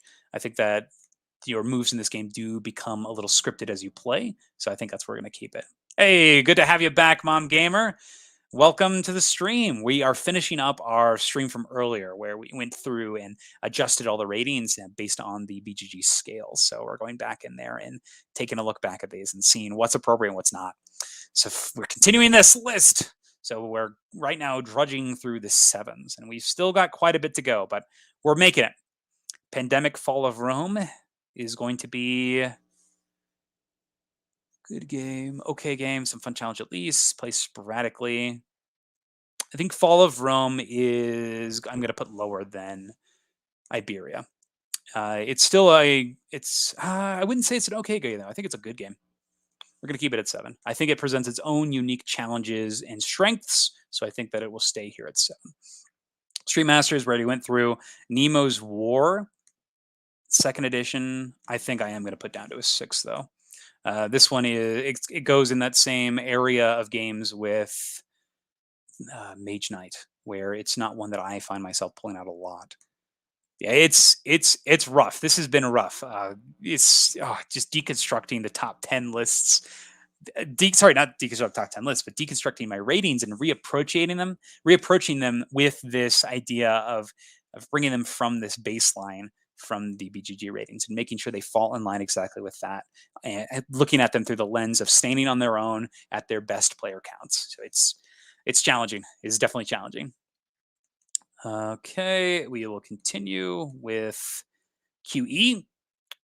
QE is, uh, I'm actually find myself leaning towards high society more than QE. I think QE is becoming more of like a parlor trick where I show it once. And then after that first game, it kind of just ends up being the same game every time, which is kind of wild to me. Because it shouldn't, because you have all this freedom with your bidding, but it tends to lean to the play styles of the players playing, which is, I mean, a good thing, but not something that I find myself going to. So I think that I'm actually going to drop QE to a 6, which is wild, but I think high society just has has shown me that there's so much more that we can do with this idea of infinite money. So I'm going to drop QE to a 6 here, which is unfortunate. Cartographer is 7, I think is appropriate. We'll keep that where it was, as we saw with Cartographer's Heroes earlier. Forgotten Waters, I think, is 6. I think that the narration and the voice acting is out of this world, but I think the gameplay itself is just okay. I like the real time aspect and how it facilitates the story. So I think that sporadically in the right mood fits this one. And I think that there is some fun or challenge to this game with having to go into the correct areas. So I think that Forgotten Waters at a 6 is appropriate. Dawn of the Zeds, I think actually I'm going to keep it a 7. I think Dawn of the Zeds is really, really fun. I love the thematics of it and the risk mitigation. I love the different characters and different abilities. This is a really good game, and I am usually willing to play it. This is one of my favorite hits from the likes of Victory Point Games, bringing things like Nemo's War 2nd Edition. I really like the system here, how it's implemented. So Dawn of the Zeds, really good game. Usually willing to play this one. The Mind Extreme, I'm also going to drop down to a 6 for the same reasons as the Mind dropped earlier. It is an okay game, some fun or challenge, but not one that I see myself pulling out consistently, but it is the one that I do choose. Tags, I think this is the one where you have the big marbles that you're racing for. You have about 10 seconds to talk about it. I think this is a good game. I really do. I think it's fun. I think you have the restrictions and the letters, I think is really nice. And I like how everyone at the table is very invested because everyone's thinking and paying close attention to what's going on. So I do like this one. I think that we're going to keep this at a 7. Very good. Usually willing to play. Gloomhaven Jaws of Lion, we rated that one already. Same thing with Role Player Adventures. Russian Railroads. I think Russian Railroads I will keep here. I think it is a good game. I think Russian Railroads is a good game. Does not have that 8, which is why it's not in our library. So it's not one that we are particularly seeking out. So we have played another copy. I think it's fine here. We can get rid of that because we already rated this earlier. Peace Golem Edition. Arkham Horror 3rd Edition. I think this is actually going to drop to a 6. I think it's fine. This is kind of in that same area with Gloom of Killforth with me, where you're rolling for successes, moving around.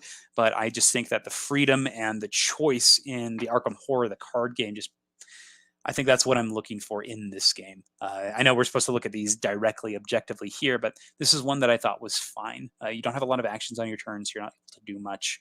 The story can drag quite a bit while feeling generic, which is kind of strange, but it needs to fit itself into this scenario system. So I think that 6 is appropriate for Arkham Horror 3rd Edition. Port Royal, I think 7 is appropriate. I think it's a great small push your luck game. It does it very well. I think this falls in the same area with Diamant and Ink and Gold with that rating. Point Salad, I think, is also a very good game. Usually one to play. This is one that I don't pull out all the time, but when we do, it's a great experience. I love the quick decisions on how easy this one is to table, but also how straightforward and how great it is. This is a really good game. So 7, good game. I think this Point Salad's a good game. Village. Oh man, it's been a while since I played Village.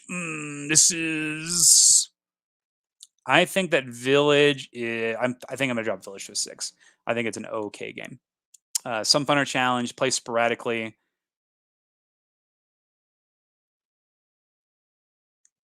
So Trey Jackson, this is a great point here. Replayability gets a little more weight than I should. I think some stuff I don't want to play all the time. But the experience is def and 8. I was thinking for Forgotten Waters and Rebellion. Okay, so 8 for Forgotten Waters. I think that for Forgotten Waters, for me, the experience itself is what's bringing it down to a 6. But I think this is a very good point, and I think subconsciously I'm thinking of replayability in this discussion. So I think you're totally right here. The reason the replayability isn't the big thing that's pushing me down here, Trey, for Forgotten Waters, it's the gameplay itself for Forgotten Waters. A lot of it's roll to resolve. A lot of it is you have like your Mad Lib sheet, which I think is fun. It's great. But I think that it has some fun or challenge. And I think the thing that really keeps me coming back to Forgotten Waters is the voice acting. And I think that is the biggest piece here that makes it something that's like, if I'm in the mood for like this pirate adventure, that's why I'm going to Forgotten Waters. And that's why I'm rating a 6, because I don't think that the choices are incredibly huge in that game. A lot of the times the story is playing you as opposed to the other way around. And so, but I think that's a very good point, and definitely subconsciously replayability is a huge thing here with games in general, with getting you to play them back. And that's one of the criteria. This is being based on the BGG criteria with the replayability. Oh yeah, totally agree. This is one that my wife and I played it as well, and we really enjoyed it. This was a really good one from 2020, particularly for that story aspect, and it's making me excited to try out their new stuff in this line, particularly Familiar Tales. The new one by them sounds like it has that same idea of the voice acting and the story and the adventure, but with a bit more gameplay at the forefront with your deck building and crafting as you move through the storybook. So I'm excited to see what else that Plaid Games has coming with this system. So, and I loved how you could even hear some voice actors that you recognized. So awesome, love it, love that one. Next, we have Quest for El Dorado. I think this is also it's a good game. I think it's a very good game. It distills deck building into a very nice style, but not one that I'm going to be choosing to play, and that's why it is not in our library as well. One that I have played and had a good time with. We already have rated Sushi Go, so we can get rid of this one. And then we move to Seasons. Seasons, I think, is also going to stay here. I think that it's fine. I think oh man, if it's fine, I might have to drop to a 6. Some funner challenges, at least. We'll play sporadically in the right mood. I think that it is probably a 6. Yeah, I think it's an okay game. There was some fun stuff with it, some challenge. I have never sought to play it again though, so I think that I'm going to leave it at a 6 here.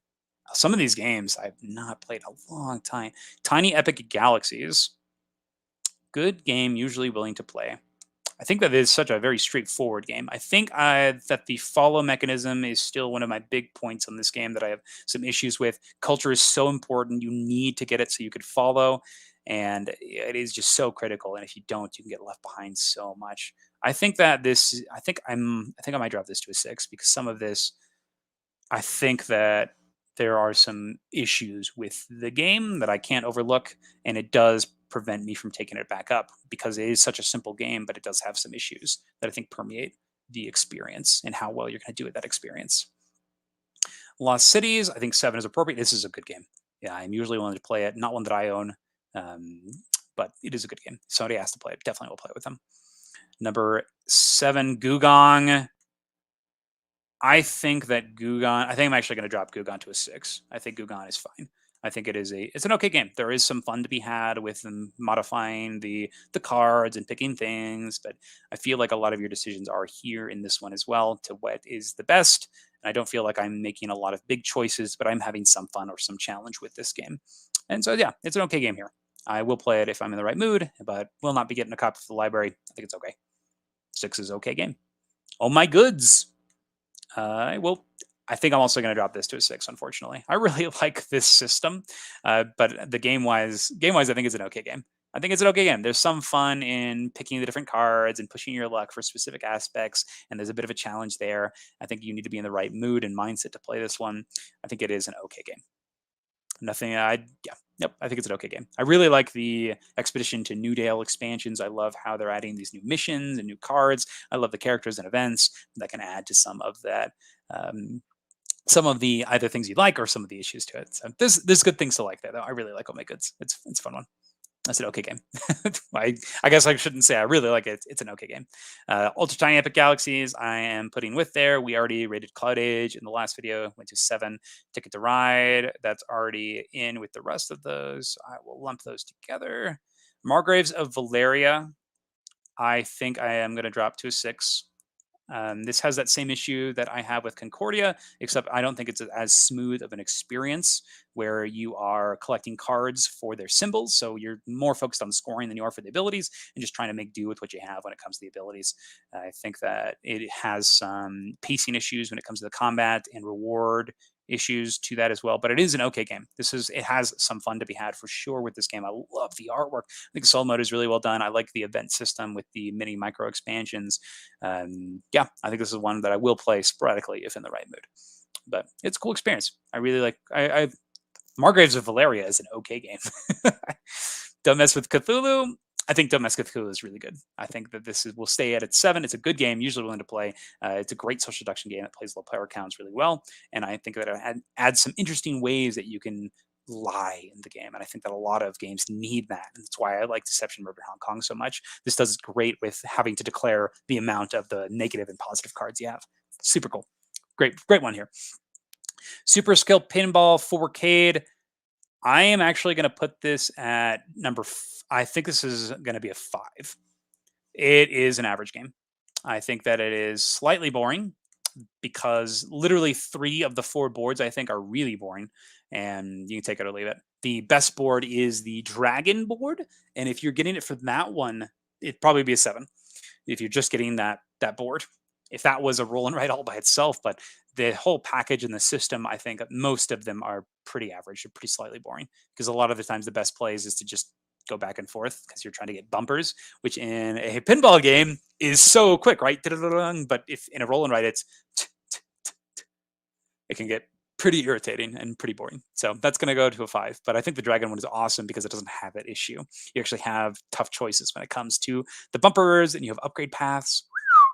Really like that one. It's good stuff. So hopefully they took some inspiration from that. We do have I don't know what the expansion is called, but it's the new set of these boards. The system is solid, so I hope these new boards step away from that bumper experience and allow you to play more into that. We already rated Shadow Kingdoms and Obsession. Fox in the Forest Duet. I think that we're actually going to drop this to a 6. I think that it is an okay game. There is some fun and challenge. I love the cooperative nature of this. I love cooperative 2-player games. I play them a lot with my wife, so we have a good time with these. This one I think is very much sporadically in the right mood. It's an okay game. Trying to do your best to match up your cards and go on these different paths. Next, we have Encore. I think Encore it's a roll and write style game. I think it's also going to go into 6 category. It's an okay game.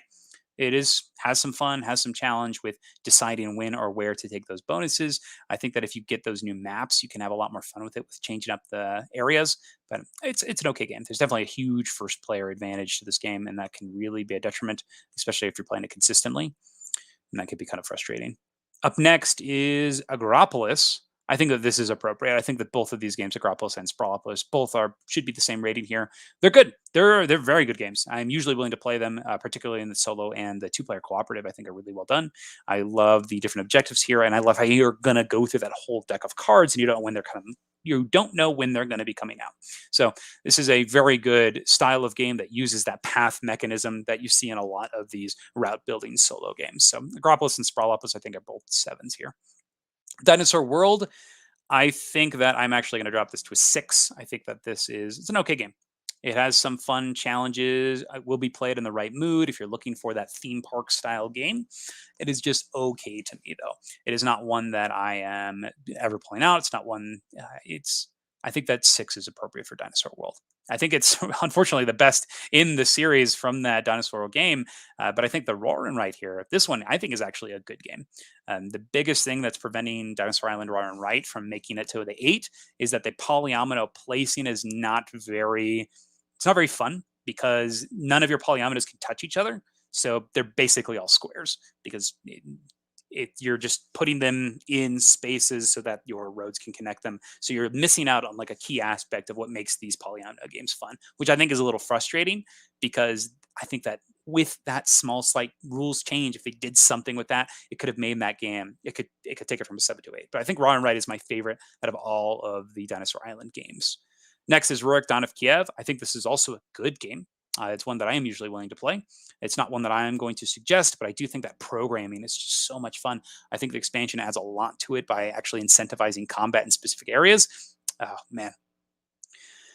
Yes, I totally agree with you, Trey. It is so close to being great. There's just, I don't know. Yeah, I have to agree with you. The pacing of it is killing me. And we actually got rid of Dinosaur Island because we were so excited to play Dinosaur World, and unfortunately, it's just missed the mark here for us as well. So sorry to hear that. That's for you too, Trey. It's unfortunate. Up next, we have Alta Quest, we already talked about, Dwayne's Velderail, Under Falling Skies, Runs Varnak, Bonfire Newsfjord.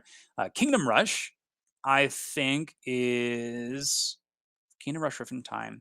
I think 7 is appropriate for Kingdom Rush Rift in Time as well. This is one that is, I think that this one is very much a good game. It is one that I am usually willing to play. This is a fantastic 2-player experience, in my opinion. I love the passing of the towers. I love the upgrading of your characters, and I love how much you can do on your turn and how you get to puzzle that together. The feeling actually reminds me a lot of Agropolis and Sprawlopolis, with you really thinking about what is happening on the board and that cooperation and knowing when to pass things and when not to. I think this is a really good point as well, Trey, with the table blow up. It's huge.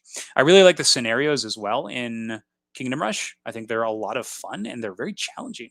And so this is one that is one that we do find ourselves playing. I think this is a good game. So Kingdom Rush Room Time, I think, is a 7. It is a good game, and I'm usually willing to play it.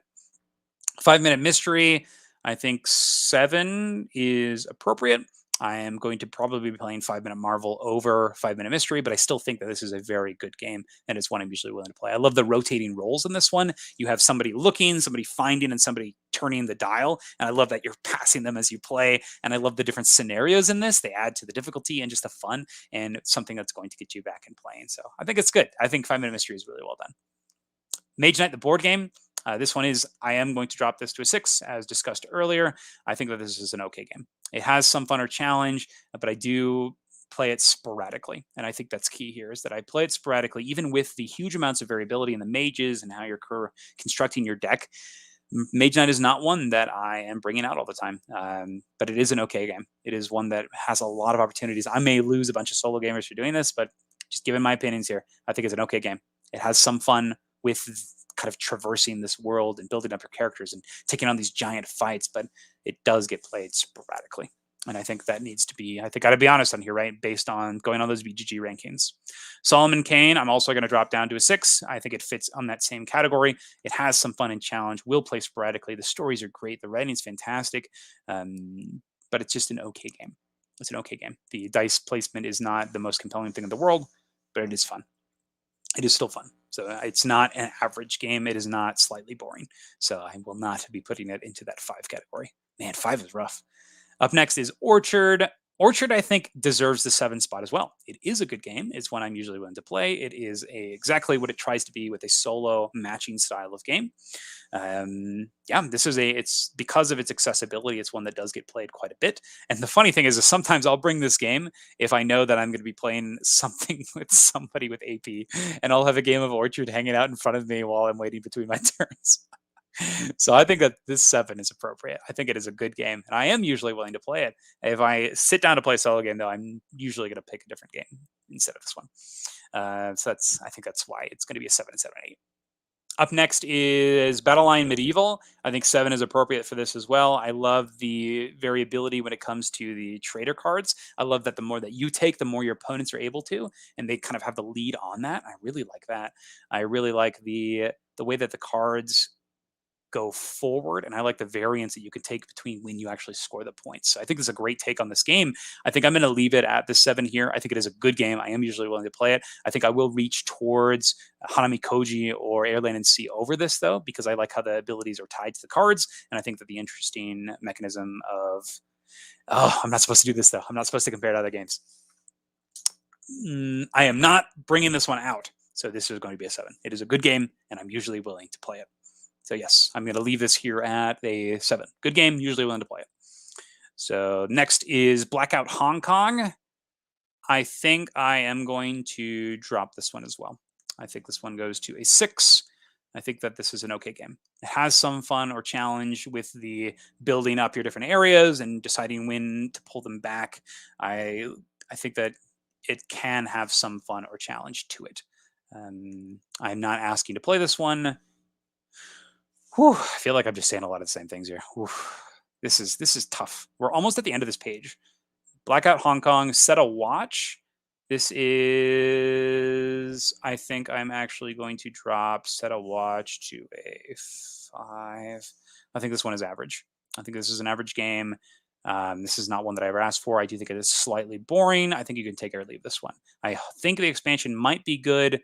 I think you should take a look at it if something you're interested. A friend of mine really likes this game, and so I'll play it when he wants to play it. But we do not have a copy, and I've never felt the need to grab a copy of this one. Fields of Arle, I think, is also going to be a 7 here. This is a good game. I am usually willing to play this. I like how it's a very up close and personal 2-player game. Lots of freedom in the design, and it is very good. It is very good. Not one that I'm choosing to pull out, which prevents it from that 8, but I think the 7 is appropriate. Paleo, I think this is appropriate as well. I think that this is a very good game. It's very unique, very interesting in what it's doing, but not one that I'm pulling out over others in the genre, but very, very cool. I love the scenario-based system here. Carcassonne. Carcassonne. I think Carcassonne I'm going to drop to 6. I think this falls in that same category. If there is a game that has this tile placement that I'm going to reach for, it's probably going to be Isle of Skye or Keyflower with that building, the maps. I really like those choices there a little bit more than the single choice that you have in Carcassonne usually when it comes to your turn with where you place that tile. But this game it's an okay game. It has some fun or challenge with knowing when to complete certain areas or knowing when to risk certain areas. But I think that I will play this sporadically if in the right mood for Carcassonne. We already did these 2 here. These 3, we got Village Green. I think that Village Green is going to drop to a 6. I think that this is, once again, just an okay game. Has some fun or challenge to it. Yep. Play sporadically if you're in the right mood. I think that's pretty straightforward there.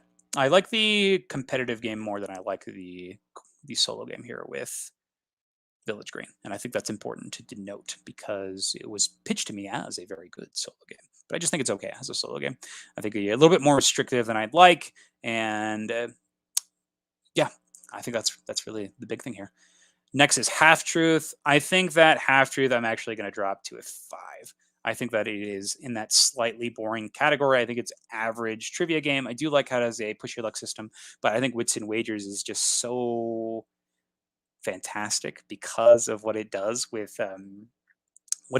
trivia questions and how it allows you to put some stock into other people's guesses. And this one, it's one of those games where it's you just either you know it or you don't. And luckily you have a 50-50 shot at pretty much every question. So it doesn't feel as bad when you don't know something.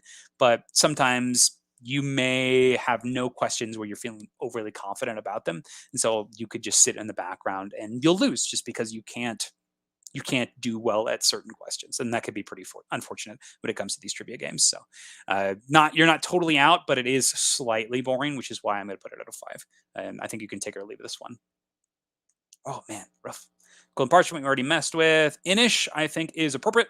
I think this is a good game. I think that once again I am usually willing to play it. There are some things that are keeping it from that 8, particularly the epic saga is what I think they're called. I think that is the biggest thing that's getting to me because they are pretty wild in their power levels and their efficiency and when they could be used. And sometimes just having a couple of key of those can be the difference between having a miserable time and having a fantastic time. But I do love the drafting. I love the multiple win conditions. I think that it is a good game and I'm usually willing to play it. So Inish, I think it needs to be there.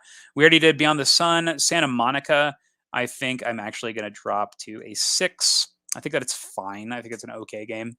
There is some fun or challenge to be had, but I played sporadically. This is one that my brother really likes, him and his wife. So this is one that I will play with them. But I think it's okay.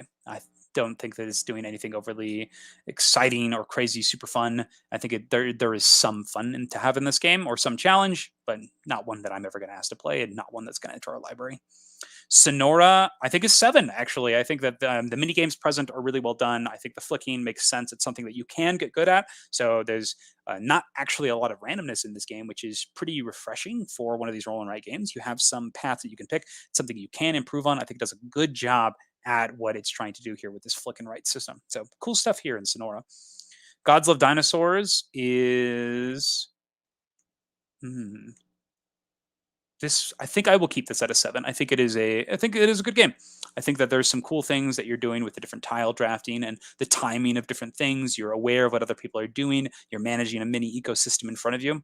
Yeah, I think 7 is good for Gods Love Dinosaurs. We already talked about Detective. Oh, we talked about Detective. I think that we're going to go ahead and lump those in together. So I'll get rid of this one. Tiny Epic Dinosaurs. I think Tiny Epic Dinosaurs is actually pretty good stuff, but there's I think I might drop it to a 6.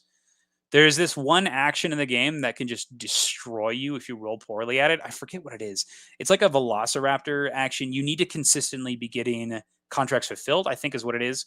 That way you can clear off your income, if I remember correctly.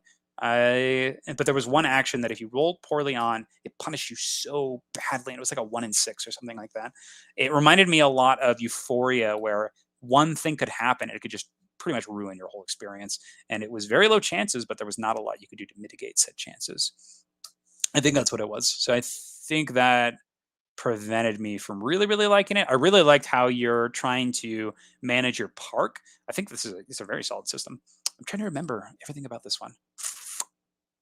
I think that I'm going to drop it to a 6, though, because once again, I haven't tried to ask for it. It's not one that I've been peaked by. So I think I am going to drop this to a 6, because I think my lasting impression was there were some good ideas, but there were some big debilitating things in the game as well that prevented this from being one that I consistently asked for or went to go purchase myself. So yeah, I think it's an okay game, has fun and challenge, and I will play if in the right mood. Yeah. So we'll do that one. Next is Aquatica. That one was already changed down. Awkward Guests. This one is, let's see, average game, slightly boring. Or is it okay game? Some fun or challenge, we'll play if in the right mood. I think that I am going to drop Awkward Guests to a 6. I think that it's an okay game to me. I think that the deduction is very similar in a lot of the games that you play. And despite having like all these different cases and whatnot, the gameplay experience seems to be the same, where you're kind of just watching this play out and doing your best to make educated guesses as you play. I like how the app eliminates the player elimination, so you're kind of always playing, and there's no issue. Tiny Epic or God's Love. Oh, thank you for catching that. I meant to drop Tiny Epic Dinosaurs. Thank you so much. You are right, Trey. Thank you for catching that. Must have slid down when I was moving stuff. Thank you for your catch. I appreciate it. Whew. All right. Next is the Crew Mission Deep Sea. I think that 7 is good. I can appreciate this game. I love how it is easy to play, maybe 1 or 2 missions of this. And it's still in that category of game with the original Crew where I don't want to be spending my whole game night playing this. But this is a good game. And I think it does that cooperative trick taking in the best possible way. So I am going to keep it as a 7. This is the best form of this original, of this concept of cooperative trick taking. Super well done. Next is Campy Creatures. I think I'm going to drop this to a 6. I think this is a cute game. It uses like a role selection mechanic where you are playing cards out, and I think that it is okay. There is some fun in trying to predict what the other character is doing. A lot of cards will cancel other cards, so it can kind of it feels kind of bad when that is consistently happening, but it is going to consistently happen. And sometimes, based on the results of specific card play, you might not get anything. It is short. I think it's just okay. It's an okay game, but the artwork is fantastic. Hate is, let's see. I think that I will drop Hate to a 6 as well. As much as I love Adrian Smith, I think that it is an okay game. The skirmish is fine. I think that it's cool how when you group people together, it increases your strength for your combats. You can assist a lot of times. I think you have to be in that right mood of I am playing this as a campaign and I'm going to play all of these missions right away. I think that you have to have this mindset of I am doing things for the long run, and where your individual plays might not be the best of it, but your overall experience may be. But I think the gameplay is just okay. I don't think there's anything super crazy that you are getting to do in this skirmish experience with any like insanely crazy powers.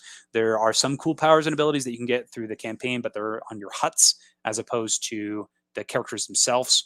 There are some overlays that you can slide in based on the different characters that you assume. I think that I'd want to play this one.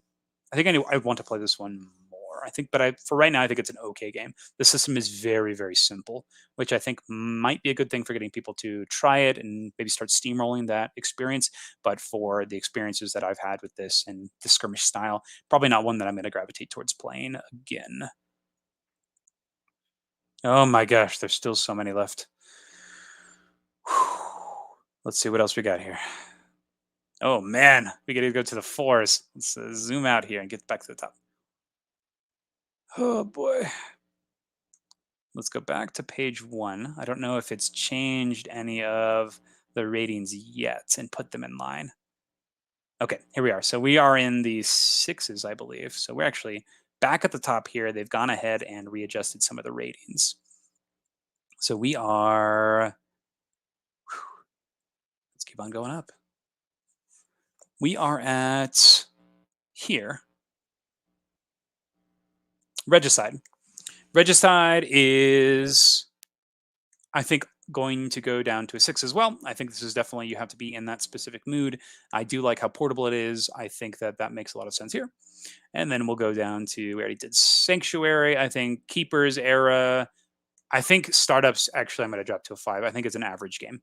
I think that it can be slightly boring. A lot of your plays are telegraphed for you. It is missing. Thanks for joining us, Best at Star Trek. Yes, still adjusting. My brother went out on a run. It is just me. I'm just trying to wrap up these games. We're about to get into the 6s. So making some adjustments here. I got Trey in the chat, Best at Star Trek. Things are going well right now, but making some adjustments here. So Startups, average game, can be slightly boring. Your decisions are often telegraphed. Tsukiyami Fumu down, I'm going to bring down to a 6 because it is only a 2-player game for me. And I think you have to be in that right mood to be ready to explore those different factions. So that is going to be dropping down to a 6. This is one that I gave a huge review to. I actually gave 2 separate reviews for it in general. Uh-oh. My bad. I have to refresh this one. Sometimes if you're using a Mac, you'll accidentally, drag and drop things and it'll cause like an entire thing to refresh. It can get super annoying. So let me get back into this and reset this based on the ratings. Thank you for your patience. Whew.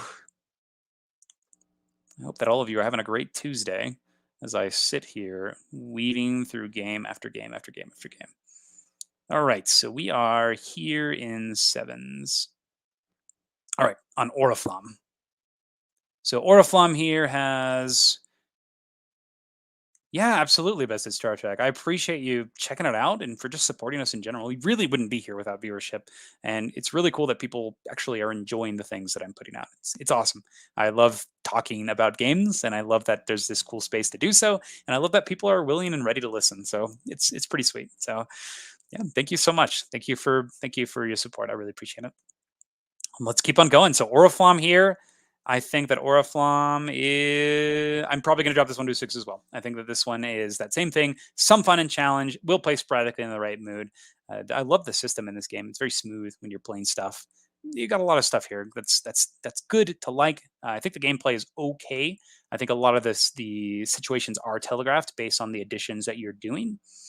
So I think that this one, I think 6 is appropriate here. Aren't we all Best at Star Trek? Aren't we all? Hey, Emily, thanks for joining us. We had a stream earlier where we were talking about kind of how we're reapproaching our ratings of games and how we're going to try to use the Board Game Geek rating system to a T to make sure that we're giving actual appropriate ratings. Looking at the games on their own and the perspective of 10 is outstanding and the difference between the 10 and the 9, but still how great 9s and 10s are going to be, and then how big that gap and difference is between the 8s and all the way down to the 7s. So we're using that BGG system here to try to give very honest but also critical looks at these games to make sure that our rating system is very effective. So rebaselining and restructuring all this. All right, we already talked about So Clover. Yu-Gi-Oh, I think, is going to go down to a 6. I think this is a very much in the right mood. Only really will play with a person that's in that same type of gameplay. I still really like Yu-Gi-Oh. I like playing it as an abstract game more than I do as a competitive card game. So we have a cool way that we have it set up. We already did Messina. I think Word on the Street is definitely a 7. I think the game is fantastic. It's a tug of war word game that's done really, really well. Sweet Potato, I will have to agree with you. Yep. Now that we're doing this restructuring, Sweet Potato, I think that we might have to boot some of these out. We do a lot of aggressive culling in our library because we want to make sure that our games are fantastic, the ones that we're putting out. We run the game night hosting system. So we got to make sure that these games are going to be things that people are willing to play, want to play, and have strong recommendations from us, because we're not going to recommend a game and give it to people if it's super low. So super sad.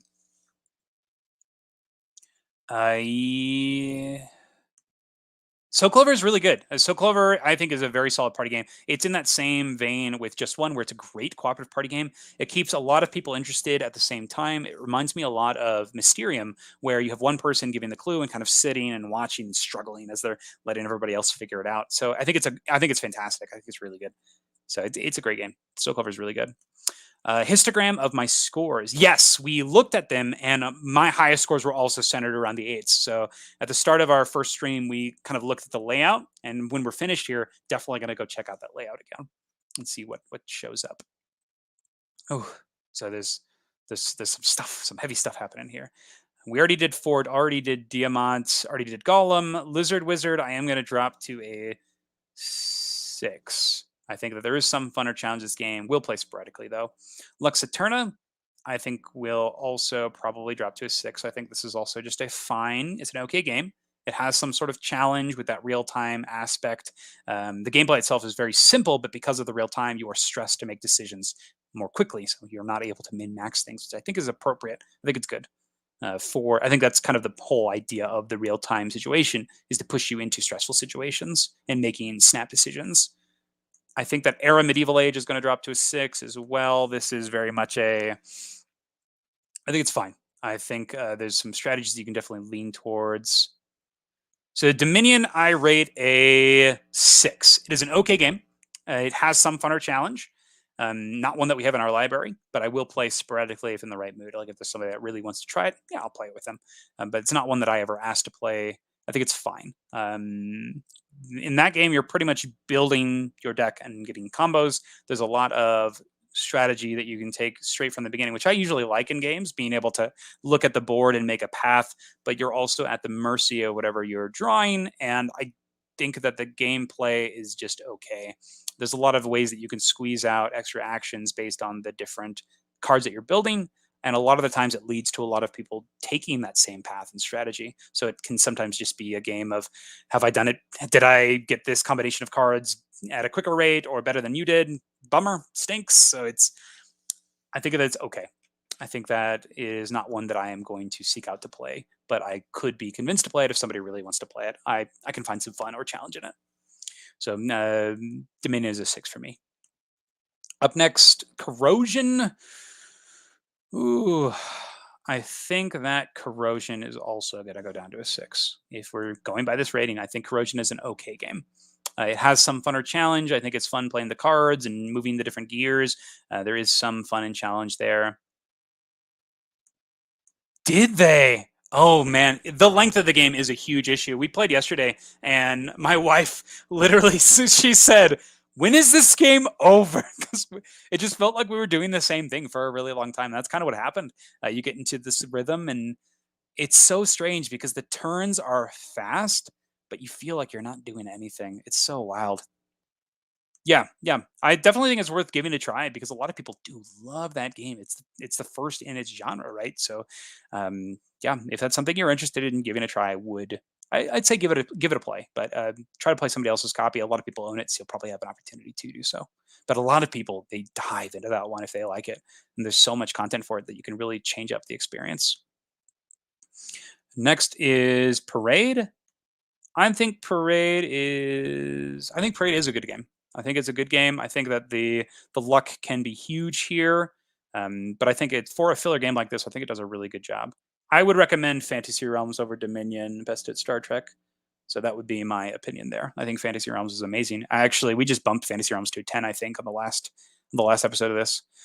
It's a really good game. It's so well done in what it does. It lets you shoot for the moon, but it's all up to you how you want to control and mitigate your risks and bonus points. So good. So good. Fantasy Realm is so good. All right. Up next is Mandala. Mandala, we already rated 10, I think 10, I'm actually going to drop to a 6. I think it's fine. I think that it is an okay game. There is some fun or some challenge there. I will play it if I'm in the right mood. We don't own a copy of this game. I'm glad I got to try a copy of it before we picked up one for the library. It's okay. Easy 8 here. I'm curious, Best of Star Trek, what pushes it from good game to one that you are bringing out and consistently playing?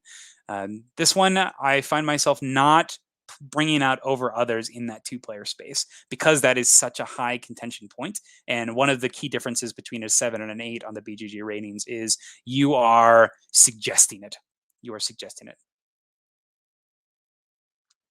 And I'm curious to hear your thoughts on 10 as well. Fair. Easy to teach and everyone loves it for Mandala. It is such a cool system. I really like Mandala's managing the multiple mandalas. I love that about it. The Destinies, I think I'm actually going to drop to a 6 as well. Oh man, my Destinies is such a weird one for me. It's the idea that someone can finish their story and you can finish your story in Destinies and no one else gets to, and they're just done. I think that's so wild. It takes the idea of like Mansions of Madness with all this cool storytelling, and oh man, it just drops it here. I know, Emily, I know, but I have to go through the BGG rating. This one is. I think that Kemet is a good game. It's a 7. It's a good game, usually willing to play. It's not one that I'm suggesting though, so it does not get to be an 8. We don't even actually have it in the library because in that area control space, I am pulling out other games to play. But Kemet is really cool. I love the upgrade paths. Yeah. So here, sweet potato. Does that mean that even if you're a game of 5 or 6, it could be the best game to play depending on the people experience at the table? It doesn't mean it's a bad game, even if it's a lot of pictures for you.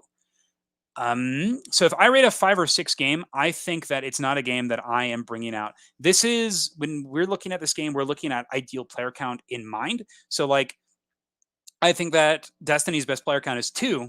So even at 2-player, which is the best way to play Destiny's, it's still a okay game to me. So we're taking into consideration the best player counts for this game, as well as the people there at the table. So I'm kind of looking at it the perspective of this is the way this game is meant to be played. How well is it executing on that promise? If that makes sense, sweet potato. I've heard very good things about Push. I really like No Thanks though. No Thanks is I rate No Thanks higher than 10 as well. Thank you. Good question though, sweet potato. Up next we have Stardew Valley, the board game. I think that I'm actually probably going to drop this to a 6 as well. This one was okay to me, which is what a 6 is. It's an okay game. It has some fun or challenge. Very much just an okay game. I'm not going to go into too much detail on this one. I played this one a while ago. Pax Viking. Played that one recently. That one was pretty fun. I like that one. It was a good game. I'd be willing to play it. I think that the way that the board is created is really interesting. I think that's really fun. I think that 7 is about right now. Yeah, we'll go there. I think I'd be willing to play this one if someone asked. Be like, yeah, let's do it. This is Pax Viking. Great. The only thing that would push me down is potentially the objective system. I think that one it's a little hard to kind of keep it all floating in your head, but that's okay. If you're familiar with the game, it should be an issue. Genotype, genotype. Oh man. Ha ha ha. I think I'm dropping genotype to a 6. It's an okay game. The fun in it is how cool the fun in genotype for me is how they took Punnett squares and turned it into a mechanism. I think that's really fun. I think a lot of the other things in the game though are just okay to me. They're nothing that I'm going to be like, oh yeah, we gotta copy this. I think that this is very much like, ooh, let's play that awesome game that takes this cool mechanism, plays it. And I think sporadically in the right room. 7 for me, not an 8 for. Oh, I'm sorry to hear for that. Hear that storm. Best at Star Trek. It's gonna go to a 6 for me. I'm sorry to hear that. This is an okay game to me. It has some fun with it, but I think that the coolest thing about it is the idea that they took the Punnett square and made a mechanism. But I think everything else surrounding that is just okay, and so that's why it's gonna be a 6 here. Sorry. Next, Daimyo Rebirth of the Empire. This is also going to drop down into a 6. It's an okay game. It has some fun when it comes to playing the different cards and trying to match up the numbers. Um, I could be asked to play it. I think that this game, though, suffers from a lot of issues. Some of the abilities are just stronger than others. I think when some of the upgrade paths are just obvious choices for most characters when you play, and the dice drafting I don't think is extremely exciting and not very elegant in my opinion. So I think it's just an okay game. It has some fun to be had. I could see this one dropping in the future, just being average and not being one that I really want to play at all. Take it or leave it. For me, that's kind of where it's at. Actually, I think I might drop it now because for right now, I think it's just average. I think it's fine. I don't think I'd ever ask to play this game. I don't think I ever want to play this game again. Whew. Oh man, thank you. Thank you for your permission to not be sorry. All right, let's keep on going. Next is Twisted Fables. This is a competitive deck building 2-player game. I think I have to drop this one as well. Back down to a 6. I love the art style. I love the different characters. The gameplay itself, though, is a lot of the upgrades that you're picking are all the same card. So that can feel kind of ridiculous because it offers you upgrade paths, but you're really focusing on one because you get passive abilities if you upgrade along the same lines, and you must do that. I think the basic cards in this game are just okay. Nothing too crazy, and you are at the mercy of the cards you're drawing a lot in this one. It's okay. This game is okay to me. I think the artwork is fine. It is fun, but it's just okay. It has some fun or some challenge in it. So Twisted Fables dropping down to a 6. So that drops us now to 6s. So we are at 6s. Oh man. Jamaica 6. It recently just dropped to a 6. So take that as you will. It is fun. I think that it is a cool game. You're racing around pirates. I think that sporadically in the mood is a good way to put this. You have some fun, a lot of randomness with going into the different areas. I like the expansion. I love the different crew members and having to decide whether you want crew or you need the spaces for cargo. I think that's fun. I like the action system of picking the cards and moving stuff around. I think it is an okay game though. It has some fun and challenge. It's not something that's going to be super gripping that's going to make you want to come and play it all the time, but it is fun. It's great if you're in this mood for a goofy, quirky pirate race game. So that's my thoughts on Jamaica there. So we'll move that forward. So we can go and skip that now. Catan is oh man, I might drop Catan to a 5. It's average. It's one that the art is really good in Jamaica. The art is really good in Jamaica. I think I'm gonna drop Catan to a 5. I think it's fine. It's a lot of just sitting there. I'd rather play Space Base or probably even Machikoro than Catan, if we're being honest. Oof. Oh, I hear that is really, really good witch sound. I'd like to give that one a try. What are your thoughts on that one? Okay, up next we have Jamaica. We talked about Onitama. I think that this is appropriate as well. This is one of my favorites of this abstract genre, but it's all has perfect information. So I don't really gravitate towards perfect information style games like this. I really like it when games have a aspect of uncertainty and risk, whether it be your own personal hidden information or something in a bag. For example, War Chest I think is amazing in how it does this. Onitama I think is really simplified and really elegant in the way it's done. but not my favorite style of game, and that's why I put okay. It has some fun or challenge. I will play it if I'm in the right mood, but it is one that I sold to a friend actually, so that way I still have an opportunity to play it, but it's not one that I'm going to be picking to play when I'm looking for a two-player experience. That is, yep. It's an okay game. This is an okay game. I think it's so elegant and smooth. I love the presentation. The mat is awesome. It's a good game. It's a good game. So sorry, it's an okay game. Oh man. Right here, beautiful, and it's so good. Yes, there's a lot of people. Have to be in the mood. Meepletown playthrough. So there's a lot of people that really enjoy this game. It's a Dice Tower Essentials for a reason.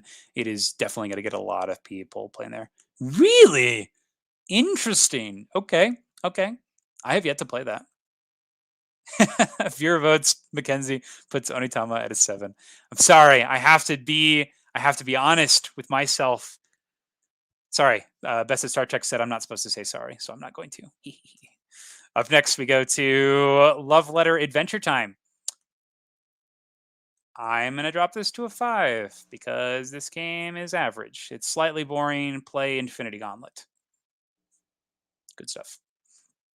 That one is the way to play the Love Letter games, I think. Adventure Time Flux.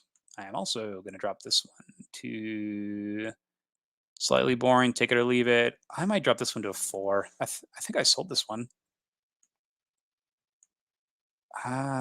This might be a 3. I probably won't play this again.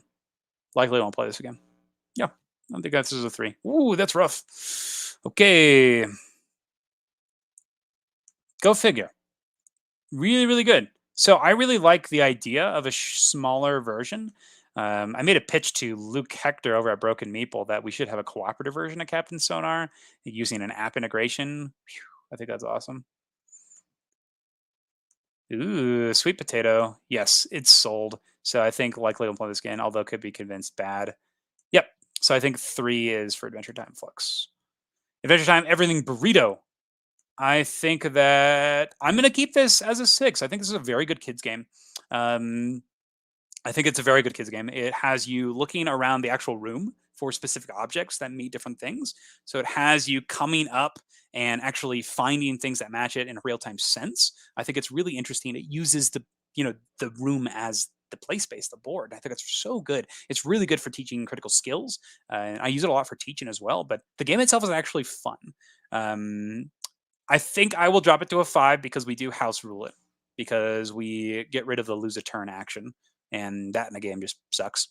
So, but I think that the game itself is really, really cool because it's a very good kids game. I think it's really good kids game.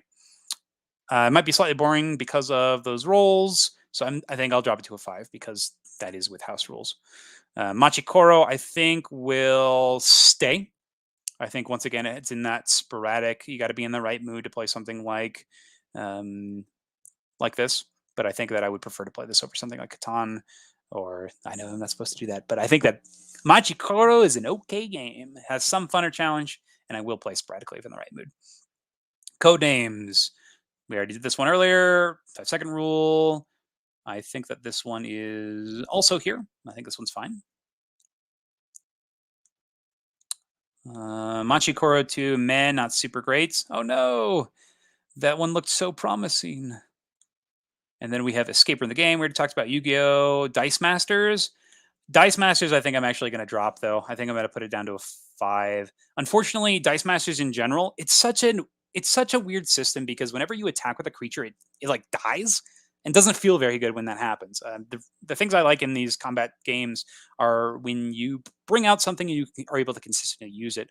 With Dice Masters, it just felt so weird when you played it. I don't know how to describe it. I think it's average. It was a little boring. The things you're doing are not as exciting as I'd like. It reminds me a lot of Radlands actually, where it's just okay. It's average. It's an average game. Slightly boring. Okay, Robinson Crusoe, Adventure on the Crystal. Yeah, I think this is appropriate. Some challenge, some fun. It's an okay game. A lot of the times the game will play you. It's a lot of risk mitigation, but bad things are going to be happening, and you have to roll dice in order to be successful. And for a giant chunky game like this, with not a lot of mitigation, it can be very frustrating. So I think the game is okay. It has some fun and some challenge. I'll play it sporadically if in the right mood, but I don't think it's one that we need in our library, especially with the huge overhead and the kind of like the beating down that this game brings in, which is unfortunate. Attack, I think, falls in that same category as Onitama, where I think it is an okay abstract game, not one that I'm going to gravitate towards. It's, once again, that perfect information where you get a lot of those gotcha moments. It's okay. Okay, some fun to be had here with the way that the pieces move. It feels nice to play things on the board and to be aware of what things are happening, but I think I'm going to keep it here at a 6. Dead of Winter, Long Night. I think that this one is. I think this one's also going to be a 6. I think it's okay. I think that the storytelling is really cool. I really like the ideas of going around, the trader aspect. The big thing that pushed this down for me was the fact that certain players can find other people, and they're going to be taking way more turns and have way more to do than others, and it could feel pretty demoralizing as somebody else. This also, I think I actually might drop this to a 5 because it can be slightly boring when you are just kind of along for the ride and nothing is really happening. It does some cool things to keep you engaged with the crossroads cards, but a lot of the times those crossroads cards aren't going to do anything, and you might just be sitting there, and a lot of the times you won't really be as invested as you'd like to be in a game like this, which is unfortunate because it's such a cool theme. I love this, the polar zombie theme. So good. Clank, I am also going to leave at a 6. I think it is an okay game. I think that space is the way to go. I think that it allows you to actually dive into the area and build your deck up a little bit. This one is okay. I think with Clank, I find that the turns take quite a long time. Yeah, I'm not gonna belabor the point on this one. We'll keep it how it is. So Clank 6. Through the Ages, we adjusted this one already. Star Wars, we adjusted. Magic Maze, Orleans, Lord's Waterdeep. Eldritch Horror, I am going to drop at a 4. I don't really want to ever play Eldritch Horror. I think it's not so good. It doesn't get me, but I could be talked into it on occasion, I think. I think that if somebody wanted to play this. No worries, best of Star Trek. Thanks for checking in with us. I appreciate it. Man, just trying to get this done. I've committed to it. Whew. That's my goal. Try to get this done before games later. I am hungry, so I will eat lunch after this. Castles of Mad King Ludwig. I think I'm going to keep it at a 6. I think it's an okay game. It has some fun and challenge. Yeah, I'll play sporadically. Mice and Mystics, I think is also, I'm going to keep it a 6. I think it's okay. This has some fun or challenge. I love the story in this, and I love the idea. I love the minis. I love the items that you're finding. There's some cute stuff in this game. It's okay. There is some fun or challenge. Next, Android Netrunner. I am going to keep it at a 6 as well. It is okay. There is some fun to be had. I think that this one is really cool. I think it's a cool game, but I feel it is not as approachable as I'd like it to be, and I think that the curve is huge. I think the curve is huge. This is a very hard one to talk about because I've only played it a couple of times, and the experience I've had have not been very good. They've been okay. I feel like there would be a lot to dive into, but I don't think I'm ready to make that investment. So I think it's not boring, but it's also just okay to me. So that's why I'm going to keep it a 6. Yes. Oh, no. Oh, no. I'm sorry to hear that. That's unfortunate. I hear really good things about Clank Legacy. So I'm sorry that happened to you, Best at Star Trek. Not one that I've dived into just because I'm not crazy about the Clank system as a whole. And I don't think a Legacy game is going to fix me wanting to dive into the Clank system. Next, we have Fog of Love. I think 6 is perfect for this. It is played sporadically in the right mood. It's okay game. It has some fun and some challenge with the role playing. I think this is a very interesting experience. Really interesting. Was Clank Legacy that good, or are you just done with Clank? Interesting, Emily. Okay. Next, we have the Chameleon. This is kind of like a werewolf. This is a good one. I think that 6 is appropriate for this one. It is an okay game. There's some fun or challenge. I think you do have to be in the right mood for this one of having to keep quiet. It's like Spyfall meets word game. Rhino Hero, I think actually I'm going to drop to a 5. It is pretty boring. Even for a kids game, I don't think it's the best kids game out there, but I do think that just stacking the stuff can be fun. It's an okay game. Some fun. It's a good convention game. We have the Giant Edition one, and that one's hilarious. How ridiculous it is. Santorini is falling into the same line as Tak and Onitama. I'm not going to go too much into it. I do love the god powers here, though. You're welcome, best at Star Trek. No more sorries. You're welcomes. Norio, we already talked about. Near and Far, I think I'm actually going to drop down. I think Near and Far is a lot of build up with poor story. I think if you're going to play a Ride and Lock game, there's an incredible one that came out this year. Really? I am curious. Did you play this one with your wife, best at Star Trek? I'd be curious to hear what you say. Next, we have Mansions of Madness 2nd Edition. We already talked about this one. Brought it down. Modern Arts. I think this is also appropriate. I think it's an okay game that we'll play sporadically. I think there's way better auction games than Modern Art, though. And Modern Art, I think, takes this idea of auctioning, but I think it's flawed because of how the players can just really unbalance the game and just make it so that it crumbles. And it happens more often than I'd like it to. But even if it doesn't happen, I think the game system is just okay. You're at the mercy of your cards a lot. It's just how it is. 6, I think, is appropriate for concept as well. I think it's okay. I think it's an okay game. Yeah. Yeah. All right. So we are at the end of this page. Let's go ahead and move on to the next page here. And let's see if we are at the top yet. If we've gotten all the way up here. The Rise of Queensdale. So we got to go back one more again. Whew, this never ends, I'm telling you. We're still in the 7s. Oh, no, we're in the 6s. Oh, my gosh. Okay. Back in the 6s. We'll catch up, I swear. Number 9. Oh, here we are. Okay. So back in Charterstone, we already rated. That's a question. I think that this is fine. It's a great get-to-know-you style game.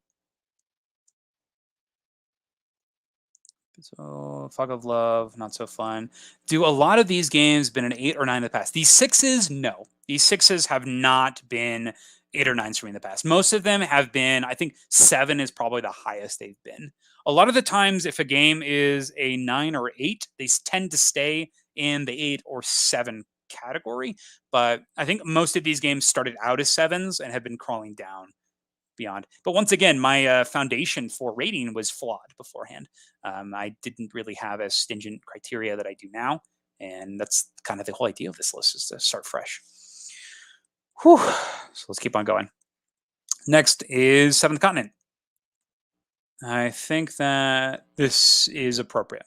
I think that it is an okay game. There is some fun or challenge to be had, but it quickly becomes grindy and not something that I'm enjoying. So yeah, we're gonna go there. Number 6 is fine. Number 9, we already rated earlier. Paperback, Grizzled, Twilight Imperium, I think is fine. Say Anything. Yep, this is appropriate. Sidereal Confluence, we already checked. Resistance Avalon, yes. Eastern Wonders, this needs to go down. Eastern Wonders, I think I will actually drop into a 3. I think this takes the fun of the engine building of the Century series and just gets rid of it. So sad.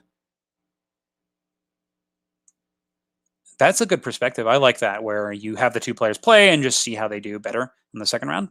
I think Alex from Board Game Co. does that, and he has a good time playing it that way. So yeah, if you enjoy Santorini, that's a great way to do it. That way you can really see if it's the players or the powers that are actually the things that are unbalanced. Dinosaur Island. I think I will drop it to a 5. I think it's an average game. I think it has some good ideas, but I think it's slightly boring. I think you could take it or leave it for regular Dinosaur Island. Ooh, tell me how that is. I actually saw that at the store the other day, and I was very tempted to buy it on the spot because I heard very good things about it, how it's a great take on the cooperative systems. So curious about the loop. Hear good things. Hear very good things. I like the idea of using a cube tower well. Edge of Darkness. This one is probably going to go down to a 4 as well. This is one that we did sell. I think it's not so good. But it does have some cool stuff, though. I think this might be average as well. I think it can be boring based on the different pairs and different setups that you have. 4 is one, though, that 4 is not so good. It doesn't get me, but it could be talked to an occasion. 5 is an average game, slightly boring, take it or leave it. Oh, man, this is so tough. 4 is not so good, doesn't get me, but could be talked to it on occasion. Go! know why. It's so hard. Let's go to... Likely wouldn't play this again, although we could be convinced bad. We're going to go 4. Because 3 is I likely won't be playing. 4 is not so good. It's not the best, but I could be talked into it. So I'm going to stick with 4 for Edge of Darkness. Wow. But with that criteria being said, I think that Dinosaur Island's actually going to fall into that category as well. We already moved Growl. Kitchen Rush, I think, is going to stay where it's at. I think it is a okay game. There is some fun and challenge in trying to make sure that you're doing things correctly. Yeah, Eastern Wonders, it like takes the fun out of the Century series. Now, my recommendation to you is actually play Eastern Wonders with Spice Road. I think it's a great variant. You combine the two.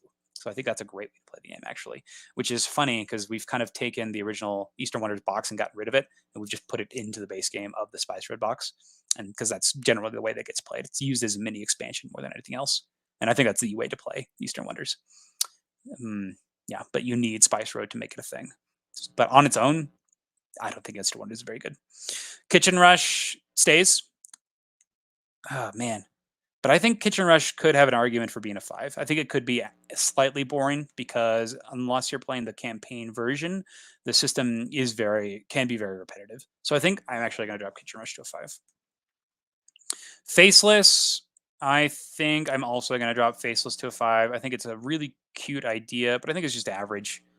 This is one that gets played during the spooky times. It uses a compass, you move it around. I think it's just okay. I think it's an average game. I think it can be slightly boring because it is that cooperative style, and sometimes on your turn you're not doing something as exciting as you'd like to be doing. So yeah, we'll go 5. I think 5 is appropriate. Fireball Island, The Curse of Volcar. I think we already changed this one to a 6. Dragon Castle. I think I'm also going to drop to a 5. I still have this one in the library. My friend Tia over at Takaijo, she recommended that I try the solo mode of this, and I just haven't gotten around to it because it's just not one that I'm excited to pull out. And Dragon Castle's competitive gameplay is pretty weak, in my opinion. It's really the scoring is not very dynamic. It's so Rush. Not the Rush games. Too big, too hard to set up. Rush MD, never play it. Yeah, I don't know. We have an organizer so that it works well. We can get Kitchen Rush played, but the system itself, it's just okay sometimes. It feels like you're kind of doing the same things every time. I do like the campaign because you're building up your kitchen and getting these bonuses and actually have ways to mitigate some of the frustrations you may have, which is cool. So that might be one that we jump back into. We might have to go through a big culling after this. This is rough. This is rough stuff. How is that game, Emily? I've heard very good things. I have a friend who owns a copy of this one, so I'm waiting to try it with them first, but I hear very, very good things of Escape. This is you're going through room after room after room, facing traps and stuff, right? Sounds great. Other ones are too stressful. What do you think? Have you played Fuse or Project Elite, Emily? I'd love to hear your takes on those. I think those are amazing real-time games, and Bullet Heart is also, that's the best real-time game, for being honest. I think that game's incredible. All right, The Mind, we already dropped. Gunky Mono, we dropped. Forbidden Sky is 4. I think I'm going to drop it down even further to a 4. 4 is not so good. It doesn't get me, but I could be talked into an occasion. I think that's pretty accurate. The weather deck is pretty relentless. The system itself is a huge gimmick and not necessarily the most exciting thing in general. And I think that not so good, it doesn't get me, but could be tucked into it on occasion. Fits. This is one that we got at Gen Con, very excited about it, played it a couple times, and yeah, had to get rid of it. Fireball Island is 5, never play it. This one we actually do play. This one is a pretty good... Fireball Island is a really good game for a side game. So we do a lot of big convention showcases, and this is really good for getting people excited to play. We actually remove a lot of the expansions when we play, and really only play with the Bees expansion, and I think that's it. We kind of tend to just play on the main game board because it makes things go a bit quicker, and the pacing is much better, I think, with the base one. A lot of the cards that are from the Pirate expansion are also just not very fun. There's a lot of cards that let you like knock over the crow's nest and don't really do anything, so it can be kind of unfortunate. So I really like the Bees expansion, though. Yep, totally agree. Best of Star Trek here. And next, Emily. Yes, that's awesome. 10 minutes of just plain fun. I love this. Okay, excited. I'll put this on my list of things I need to try here. I need to try this here. I'm glad that you're enjoying the mind. I think that it falls into the 6 category with me because I think it's some fun, and I will play it sporadically, but it's not one that I want to consistently play. And I think that I think it's okay. I think it's okay. It's still one that I do have fun with, which is why it is not in the 5 category, which is so hard to parse where this goes here. All right, so we're at the bottom of the list again. We'll refresh this one more time and see if we're ready to finally turn the page. It's so interesting because when you turn it, it resets everything. So you jump back up to the top here. And then we refresh our rating listing. And we go back to the bottom. Marathoning. My fingers are getting exercise in today. All right, we're back at the bottom here. We already did The Mind. We did Gunky Mono. We did Rise of Queensdale. I think I'm actually going to drop that to a 5. I do think it's slightly boring. I think it's average game. This is one that we stopped playing in the middle of our campaign. Is a 5. Yep. That makes sense to me, Emily. Rise of Queensdale, though, pretty average game. It's okay. There's nothing crazy mechanisms-wise, and it's one that we stopped playing in the middle of our campaign because we just didn't want to play it anymore. It's just okay. Founders of Gloomhaven, we've changed this rating already. Nefarious, I think this is fine here as well. Nefarious is a fun little game of mad scientists. Cash and Guns, also okay. Very much party. Take that game. Spy Club, we changed that rating. Fake Artist Goes to New York. I think this is appropriate. Harry Potter Hogwarts Battle. I think I'm actually going to drop this to a. I'm going to keep it a 6. I think that it does have some okay stuff. There is some fun and some challenge in the game with the way the different characters are coming out.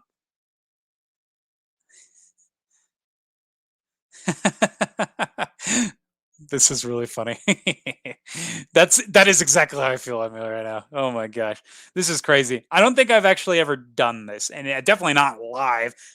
We've been sitting here for 2.5 hours almost. This is the second video. I've been sitting in this chair for 4.5 hours. I am gonna need to go take my dog for a walk after this. Oh my gosh. Yep, that is happening. All right, we're ready to move to the next page. And we only changed one game, so I think we can actually stay on this page. So let's go ahead and just go back to the top here. All right, Escape Plan, we already moved. Chronicles of Crime, I think is still fine where it's at. Lisboa, I think is fine here. Game to Pick a Game, we already moved. Duelosaur Island, I'm actually going to drop. I think Duelosaur I'm going to drop into a 4. This falls in that same line with Dinosaur Island. I just think it's a more boring version. Seriously. Oh my gosh.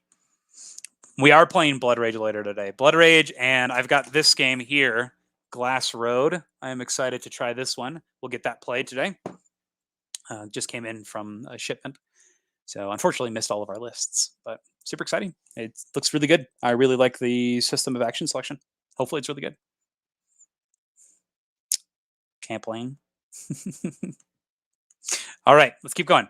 Bargain Quest, already talked about. Downforce, I think this an appropriate rating for Downforce. Hoplocamus, I think I'm going to drop this to a 5. I think it's just okay. I think it's fine.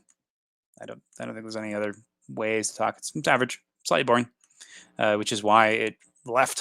It was just okay. The AI system in particular was pretty boring, and that was really unfortunate. The Tainted Grail, I think that this is I think 6 is appropriate for Tainted Grail. It has some fun to do with it. There's some challenge, particularly in the card play. I love the card play in Tainted Grail, but I think everything else really drag it down. I think I would play it if I was in the mood for this. But let's look at the rating scale. I might actually have to put this to a 3. I likely won't play this again. Although I could be convinced maybe if they did some major overhaul. Oh, this sucks. I'm sorry, Tainted Grail. You must go to a 3. Oh my gosh, this sucks. Likely won't play this again, although could be convinced. I probably won't. I'm selling this, so it's literally on the shelf over there. I have a friend that really wants it, so I have it set aside for him. Oh my gosh, that sucks. Okay. Cryptid. I think 6 is appropriate. It is okay. Has some fun and challenge. You have to be in the right mood for this, though. This is very much Basically. That's great, sweet potato. Well done. Oh, man. Yeah. The Witcher actually borrows the card system from Tainted Grail. So this is a great question, Emily. So we talked about this with Pandemic Legacy, where if a new game of Pandemic Legacy had came out, then I would go and play it immediately. So that is why that is higher rated. Whereas if new Tainted Grail content came out, wouldn't play it. I have new Tainted Grail content, not playing it. So that's the difference here between those two things. Where as in a legacy game, if it was so good and new stuff came out, then I would play it right away. Does that make sense? I think that illustrates the point. But if new Tainted Grail stuff came out, even if it was campaign, I'm not going to go back and play it.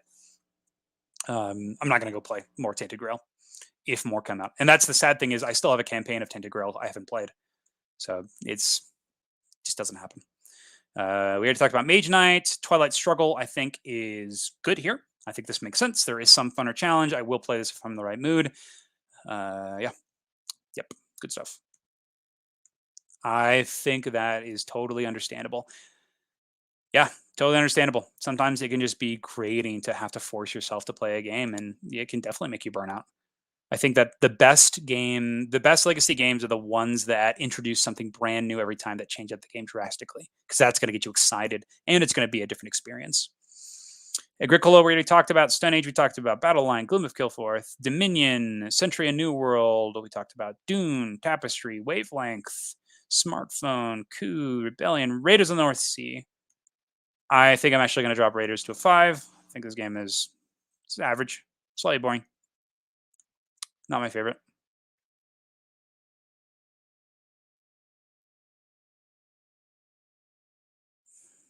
Yep. It's slightly boring to me. Particularly the gameplay loop, I think is boring. Cosmic Encounter, we talked about. Illusion, I think is appropriate. Silver and Gold, we talked about. Coffee Roaster, I think is fine at a 6. I think fits very well. We'll play sporadically if in the right mood. It's okay, has some fun challenge. Star Wars Outer Rim, I think is appropriate as well here. Once again, that will play sporadically if in the right mood. The Crew, talked about that already. Conspiracy. Renegade, I think I'm actually going to put to a 4, 5. We're going to do 5. I think Renegade is a 5. So Renegade it's fine. It's an average game. It's slightly boring. It feels like you are told what to do in each game.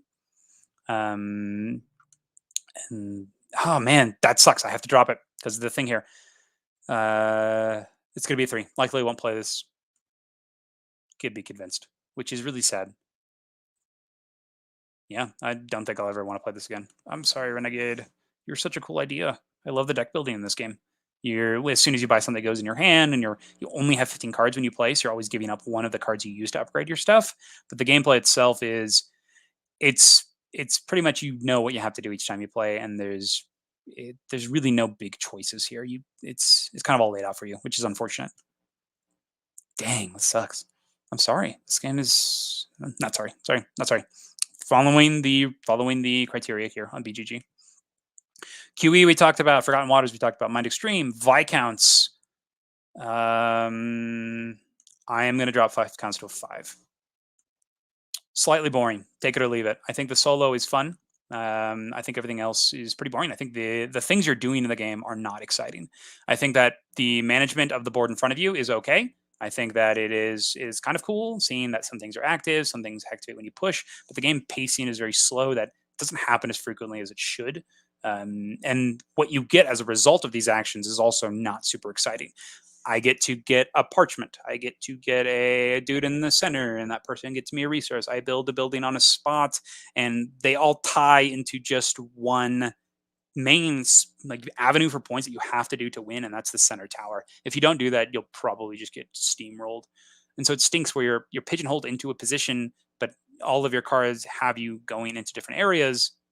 It's unfortunate. I hope this is one we still have in the library because I do think the solo is fun, and I do like the Tome Saga experience. I think that's really cool because that has you approaching the game differently. But I do hope that the expansions sorry, not talk, but address some of the issues I have with the core Viscounts. So yes, if you look over Johannes over at Board Game Ramblings, he did a great job summing up my thoughts of this game as well. So he was very much in line with my opinions on this. Lords of Hellas, I think I'm also going to drop to a 5. I think it is slightly boring. There's some cool stuff in there with the monster hunting, but even then, I think the way to win that game is boring. A lot of the actions you're taking are just not very satisfying, and usually the best play is not one that you really want to do. So I think the game is average, but it is slightly boring to me. Next is going to Small World. I think this is going to go into a 4. Small World is to me it's not so good. Just like the other games, I think that it's very much scripted. It doesn't really get me because it's very clear that you have to be if you know the game, you know what the right plays are. If you don't, you get steamrolled. It's very clear as to what you should be doing in your turn. There are very obvious points and when to go to decline. If you play with multiple people, some that do know and some that don't know how to play, that is definitely going to be very different. Not different, but it's going to be very obvious as to who is winning at one points in time. So it's very much it honestly reminds me a little bit of Munchkin, where it's kind of like punch the leader, but the choices on what to take are very clear and out there. So I don't feel like there's a lot of choice here in what you're doing, but also everybody can prey on you. This is a weird one to describe. Yeah. I could be talked into it on occasion, but actually I don't think I will. I think I'm going to put it to a 3. I likely won't play this again. Go back to the rating system. Likely won't play this again. The resistance, I think this is appropriate. I'm going to leave it as it is. There's some fun or challenge. I think this is interesting. And then we'll go to Love Letter. I think I already rated that earlier, so I'm going to delete that one. Parks. I think I am going to drop Parks to a 5. Parks to me is slightly boring. It's average. This is an average game. Standard contract fulfillment. Slightly boring. Take it or leave it. It's really pretty.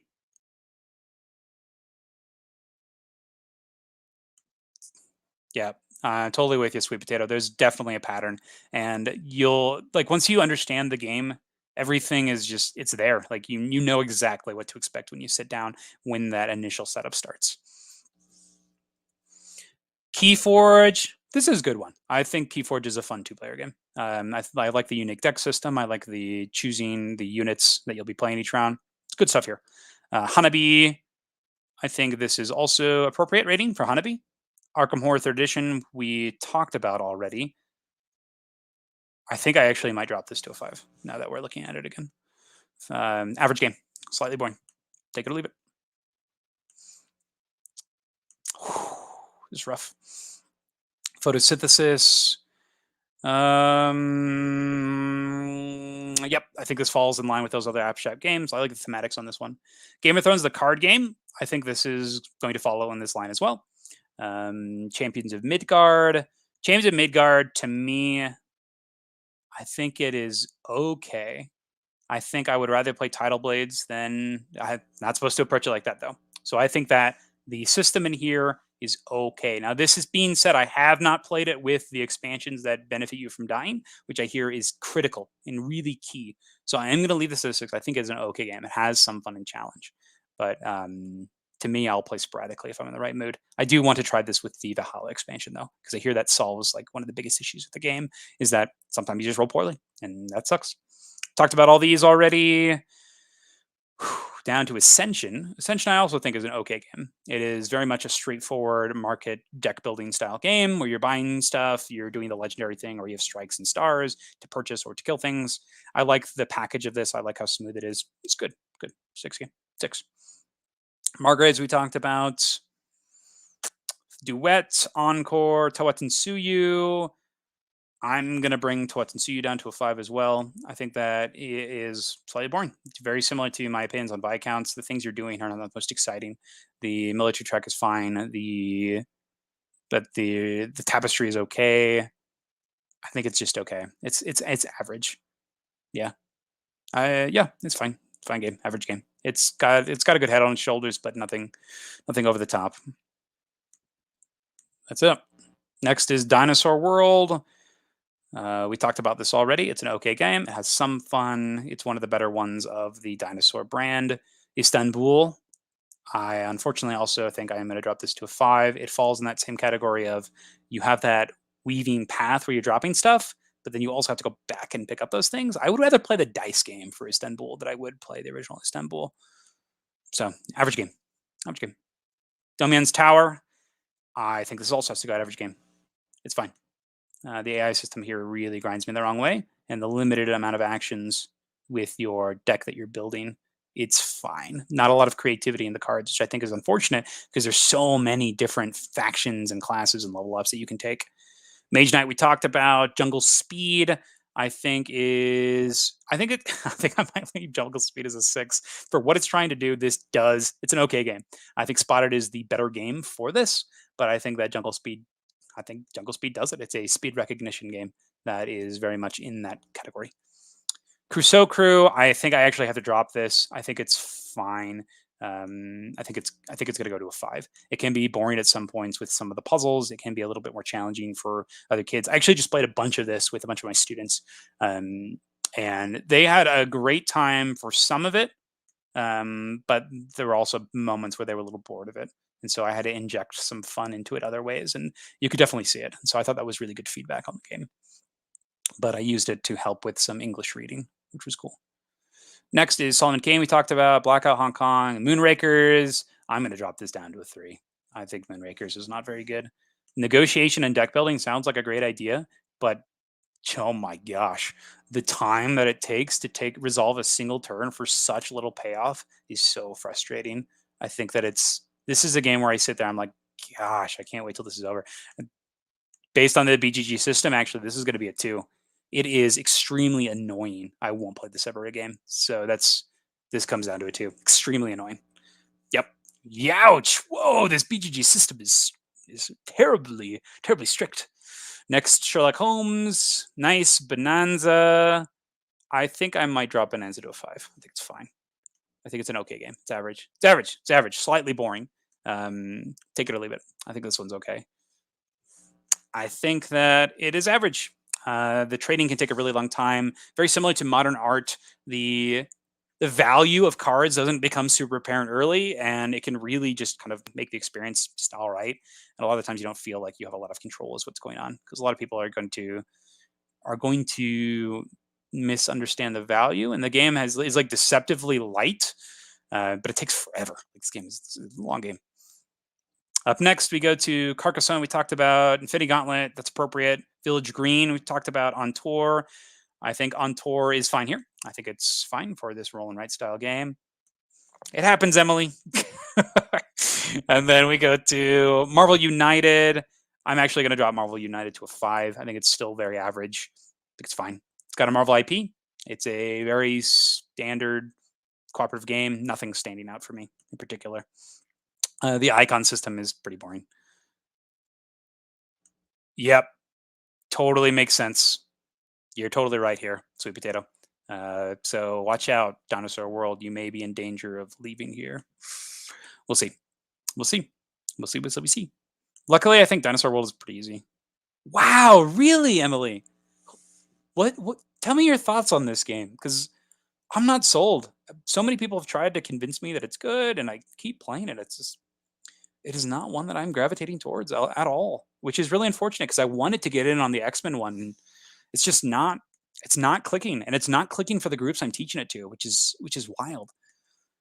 So not one that's going in. We talked about Santa Monica Truffle Shuffle. I think I'm actually going to drop to a 5. I think it's fine. The point scoring is okay to me. Nothing special. I think it's average. Dynamic Dinosaurs we talked about. Renature. I think I also might drop down to a 5. Nah, I think there's some big choices in Renature that make it a 6. It's okay. It has some fun and some challenge with the way you're building things out and the things that you're planting and being able to switch the wilds and creatively using things. This is very fair, Emily. Fast setup, heroes and combos really differently provide variability. Okay. For me, that variability wasn't present. Like, yes, there was variability, but it felt like everything was still the same. I didn't think that the system itself had enough going on where the variability could be really displayed in the gameplay. That's really cool too. I like the cooperative games that are very tense. So thank you for sharing your opinions. I do appreciate it.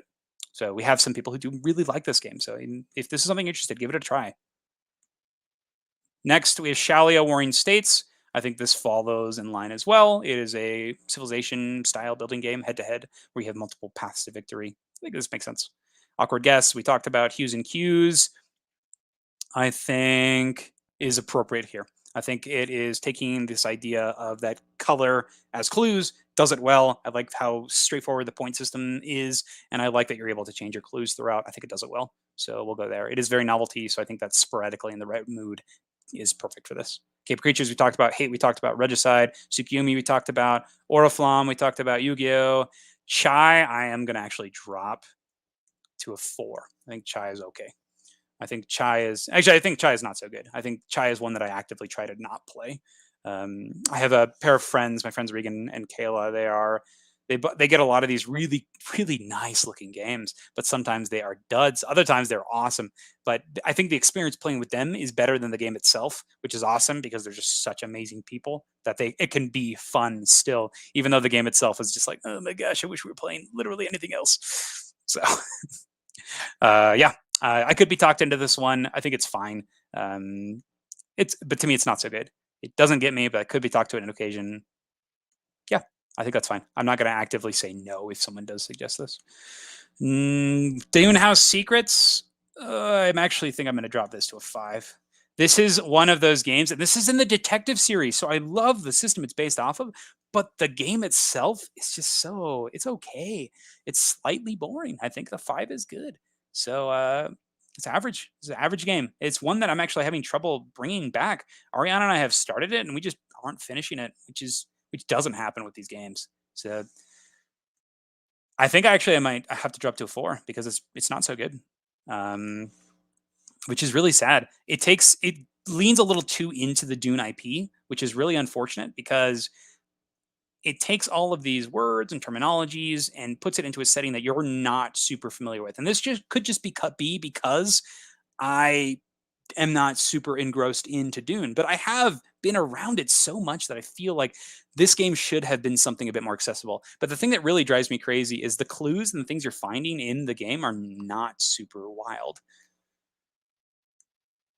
Okay, this is I have not played this one, but I hear really good things about it. I like the idea that the person who is playing the bad guys is invested in winning the game too. I think that's really neat.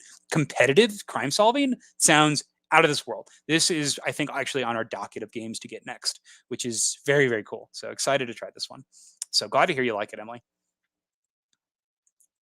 Next, we have Radlands. I actually think that this needs to drop into a 5.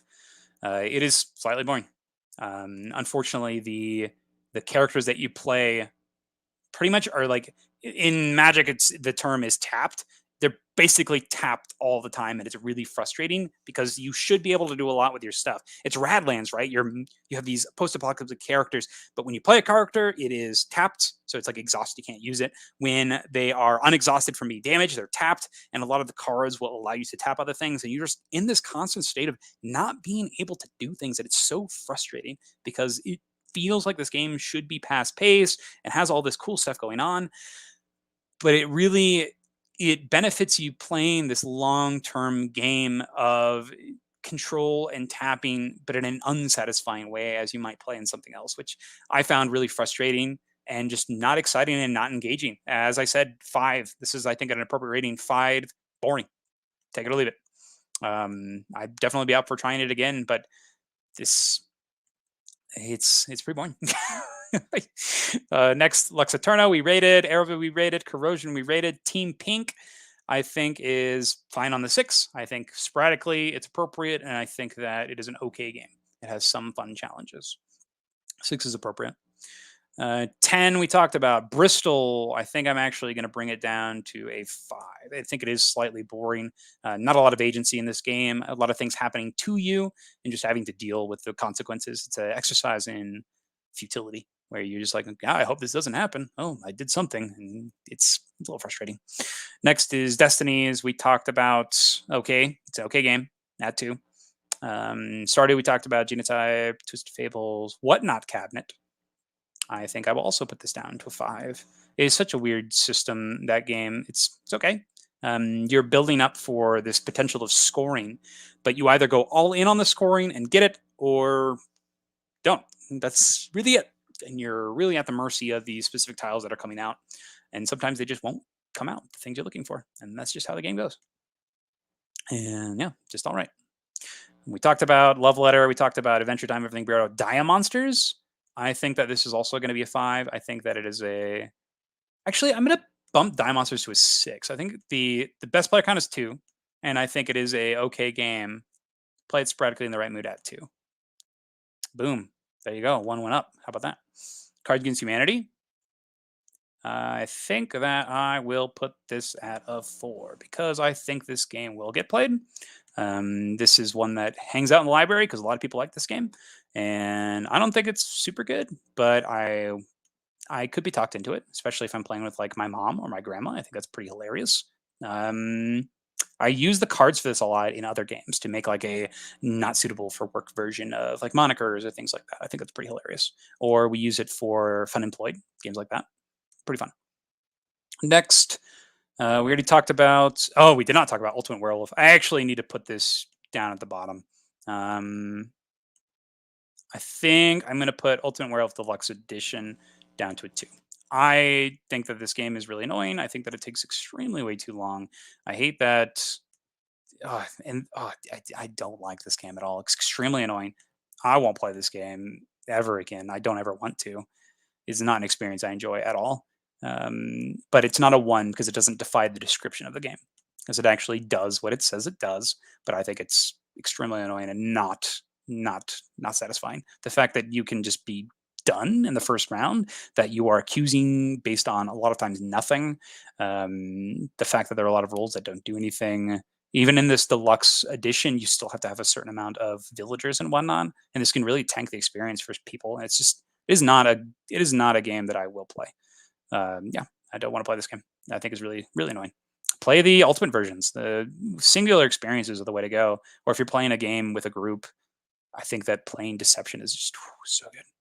So good. King of Tokyo, I think that this is fine here. I think it's average. Yeah, this is one that I would play, but I'm never going to seek out to play. And yeah, this is fine. I think Yahtzee games are okay. I think that this one is fine. Yeah, this is average game. King of Tokyo. Takenoko, I think, also is average. And it can be slightly boring. Same thing with Dice Masters. We already talked about that. Suro, I think, falls in this line.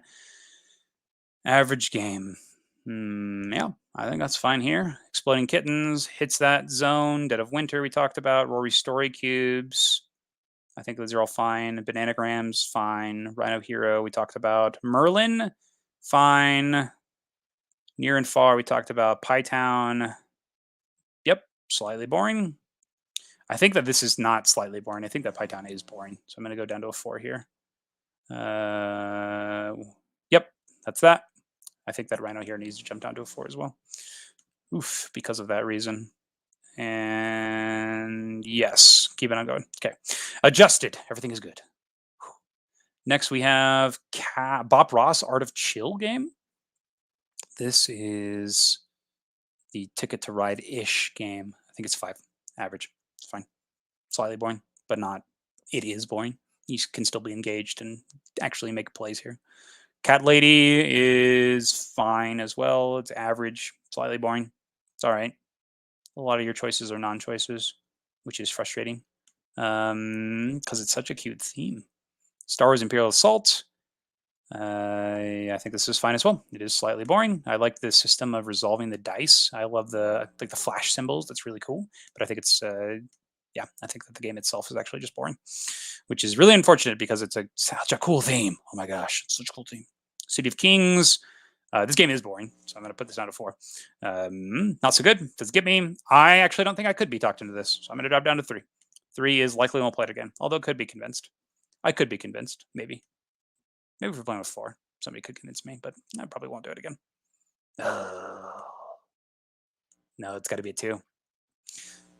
I must respect the rating. Extremely annoying game. Won't play this ever again. The biggest thing here is the resource collection. This game tries to be so much, but there was one scenario in particular where you had to like gather a bunch of resources, and that's like all you're doing. The way the resource gathering works is you spend an action, you roll dice based on your level of a specific skill, and you get whatever's on the thing, and then you bring it back. This is just an exercise in pushing levers, but the levers aren't very fun. You're not being challenged. You're just doing things to do things. And it was not fun. But the worst part of this is when you collect resources, there's a spot on the die that has a monster symbol on it. And if you ever get 2 of those in a row, then you spawn a monster. And this can just like ruin your game if a specific monster comes out. So what you have to do is you have to move on to a different tile and start harvesting there. And it sounds like it's exciting and has this cool risk management, but you're just doing things to do things that is not exciting and not particularly interesting either. It's so frustrating because this whole world looks great. The art is wonderful, but it's extremely annoying. Oh, I'm so sorry. I am so sorry, sweet potato. I will get that put up right there. Yes, thank you for putting that out here. This is 5. 5 is an average game, slightly boring, take it or leave it.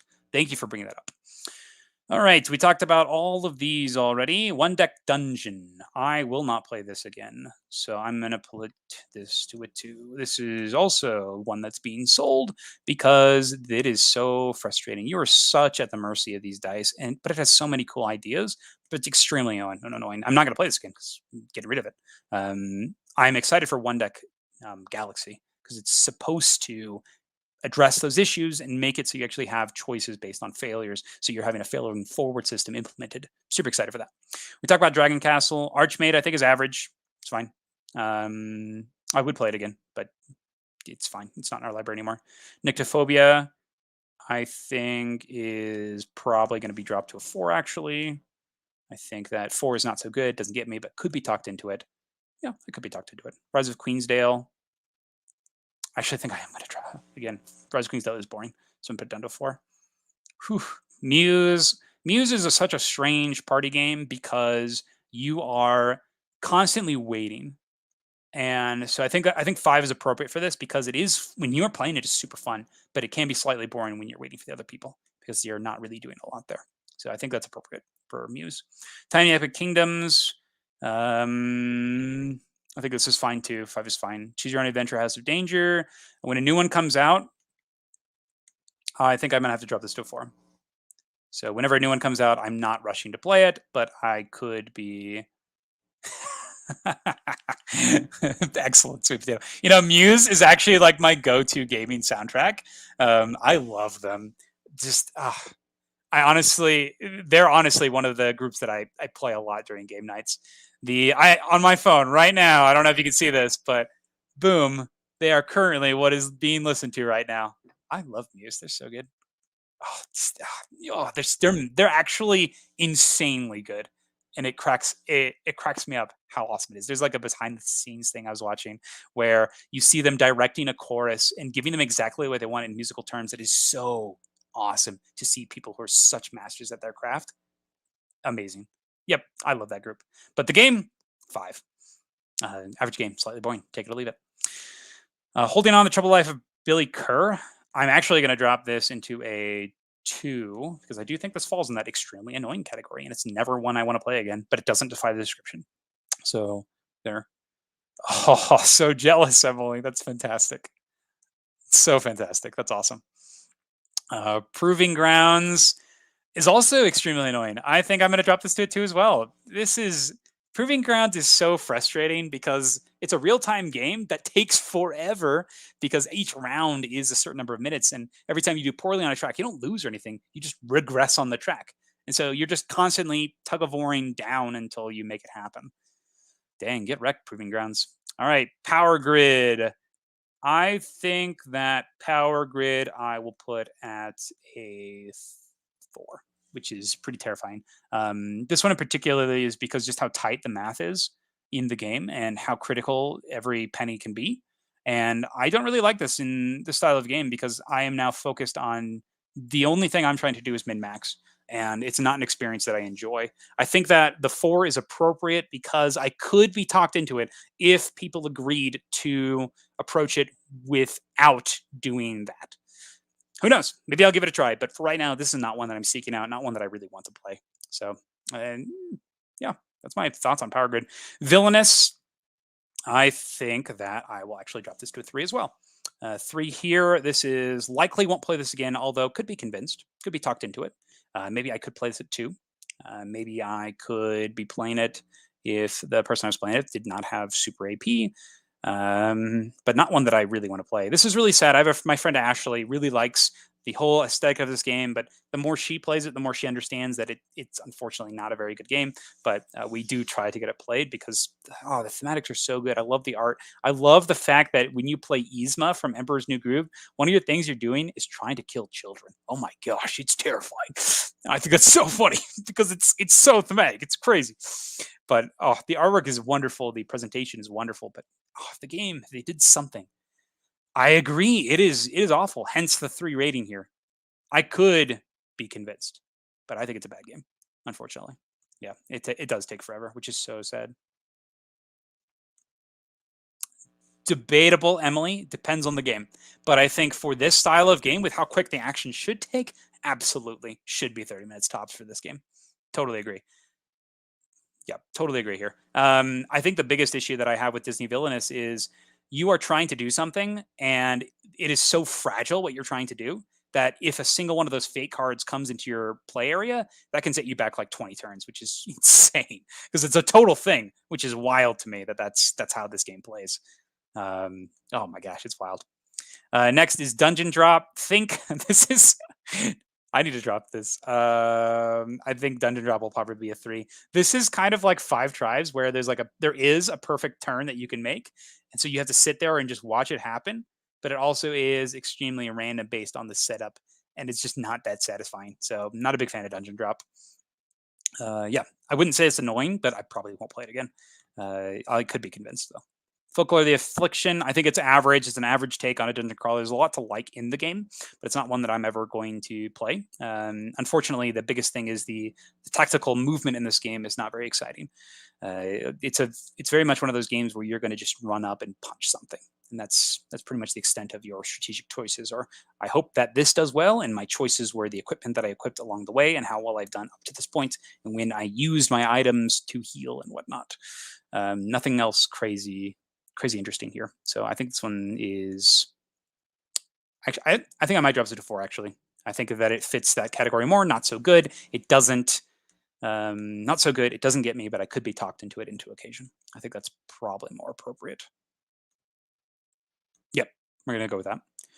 Next is Battlestar Galactica, the board game. Average game, slightly boring. Take it or leave it. I still stand by this rating. I think it's pretty appropriate. Yeah, it's fine. It's a fine game. It has some really cool stuff as well, kind of like Folklore. But it can be slightly boring. It takes way longer than it should. Some of the things that are done are not as interesting as I'd like. I think this is one that if you're interested in the theme, go for it. But very much take it or leave it. I'm curious to see the differences between this and Unfathomable. Next, we have Magic the Gathering. I don't really like this game. It's okay. I think I'm actually probably going to drop it to a 4. It's not so good in my opinion. Doesn't get me. Could be talked into it though. I think there are some fun formats. I like Commander format. I think that's cool. The mana system here really throws me off though. I really don't like it. I think that games like Force of Will have improved on this. Games like Hearthstone, the digital one, is just excellent because you just passively get it every round. Legends of Runeterra is also a really good digital implementation of this game. It's just clean. I really like that system more. But I think this game is just, it's not very good. Definitely has a player base, and I think that's why it's so popular, is because the player base has been here forever, and they keep on continuing making iterations, and it rewards repeat play and learning about the curve and learning how to build things appropriately. But this is not one that I enjoy playing. There's so many 2-player games that I could play over this, and I will be playing over this. Next is Manhattan Project. I actually think I'm going to drop this one down to a 3. I probably won't play this game again. I think it's fine. But I probably won't play it again. I likely won't play this game again. I think it is a bad game. There's so many parts of Manhattan Project that just don't do anything, and it's super frustrating because there's like, oh yeah, you can get a fighter ship. Yeah, but to actually make it do anything, you have to go really out of your way, and if you're doing that, you're losing. And it's just such a frustrating thing because there's so many aspects in this game that really throw off new players as well when they start playing, that they'll focus on and just get blown out of the water and wonder what went wrong. And whenever I play this, I find myself doing the exact same things, which is it's kind of frustrating. So I'm not a big fan of this one. I want to try Energy Empire though. I hear that one is very, very good. I feel like I'm getting a little like these games are not very good. I'm in the fives, and I could feel myself not being pleased with a lot of my experiences and recalling them. Oh man, this is strange. Let's just quickly rush through these. I don't want to belabor my upsetness. Welcome to New Las Vegas. Fort. Masterpiece. Yep. Fort. Set a watch. Talked about this already. Red Rising. Talked about that already. Actually, that's not true. I need to go into this one. Needs to be a 4. It falls into the not so good. Doesn't get me, but could be talked into occasionally. Actually, no, it needs to go 3 because this is. I probably won't play this again, but I could be convinced if somebody really wants to give it a try or something. I think that's more appropriate. Ooh, glad to hear Energy Empire is one of your favorites. What makes this good? What makes Energy Empire a good game? This falls in the same one here.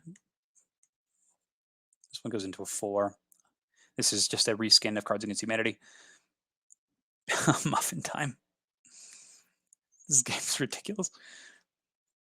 I actually might give it a 4 because I don't think it's very good, but I could be talked into it. It's just a goofy game. Next is, oh my gosh, I've been here for 3 hours. Oh my gosh. We're almost done. Startups, Art Travels. I think Art Travels I'm actually going to drop to a 2. The event system I think is the most annoying thing about this, and I don't think I'll ever play it again. Hocus Pocus. I think this actually needs to drop to a 3. Cultivates. Probably a 3. Probably won't play this again, but I could be convinced. Daimyo Rebirth, we already scaled. Munchkin Adventure Time. I think I'll drop this to a 2. It is very annoying. King of New York. Likely won't play this again, but not in the extremely annoying category. So we're in the 4s. Let's pull up the 4 rating. Oh boy. Let's see. Hide that, change that, play that, save. Okay, 4 is not so good. It doesn't get me, but I could be talked into occasion. Emily's comment on Energy Empire. Work a place with stack tokens, pay with energy or people, also risk pollution to do more and more actions. Ooh, I like this idea. So push your luck system. Seems fun. I like it. But is it just the theme in general, or does it take those gameplay mechanisms from the original original Manhattan Project? That's what I would be curious on. Next is, we didn't play test this at all. I think that is fine. 4 is fine. It's another one of those goofy games like Muffin Time. What did I rate Muffin Time? Muffin Time was 4. Yeah, that's appropriate. Eldritch Horror. Yep, sits in that same category. Vast Decrepit Caverns. I have to drop this to a 2. Sorry, Scylla, if you're listening to this. Probably won't play this again. Extremely annoying. Just don't get to do anything, and it's super frustrating. Tale of Pirates. I think that this is also extremely annoying. Unfortunately, it's just exercises in randomness. It's like very, very bad version of Kitchen Rush, unfortunately. Nuts. Goofy game. I think this is where it belongs. It tries to be that. Dennis Riley, we talked about Edge of Darkness. So Long My World. This is going to go to 3. Probably won't play this again, which is unfortunate. It looks so good. Forbidden Sky, we talked about. Vast Mysterious Manor, I think this is going to go to a 3. I likely won't play this again, but I could be convinced. This has more universal rules that make it a bit more easy to table, but still not so good. Fair enough, Emily. Yeah, the original is not so good as you just saw us put in the rating. I'll check out Energy Empire. I've heard very good things about it, so glad to hear that you like it too. Ex Libris, we talked about. This is actually, we didn't talk about this one. This is like a Cards Against Humanity style of game. I think it's not very good, but it could be talked into it. It has you writing a lot. I think that the game is a 3 for me. I think, yeah, likely won't play that again. Could be convinced. Choose Your Own Adventure. This one is awful. We're going to go ahead and delete this one, though, because we've paired it with the other choose your own adventure game. Euphoria, Build a Better Dystopia. I think this is actually a 2 for me. It's extremely annoying with the way it works. It has extremely punishing mechanics. Ex Libris is good for me because it's the not roll and write version of Welcome to. This is actually a different Ex Libris, Emily. So this is that's one that we talked about earlier.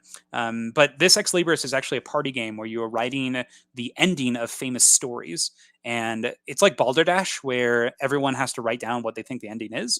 And then everyone shuffles them up and you have to try to guess what they are. So different Ex Libris. But that Ex Libris is also on here. And I think it's actually a 6 on this BGG rating scale. So Euphoria is going to be a 2. Extremely annoying. Won't play this ever again. There's a lot of punishing mechanisms that exist in the game if you take specific actions. And you can also just roll really poorly and just completely lose all chances of winning the game with a single poor roll. And it's super frustrating, even if you take the process to mitigate, which is super frustrating.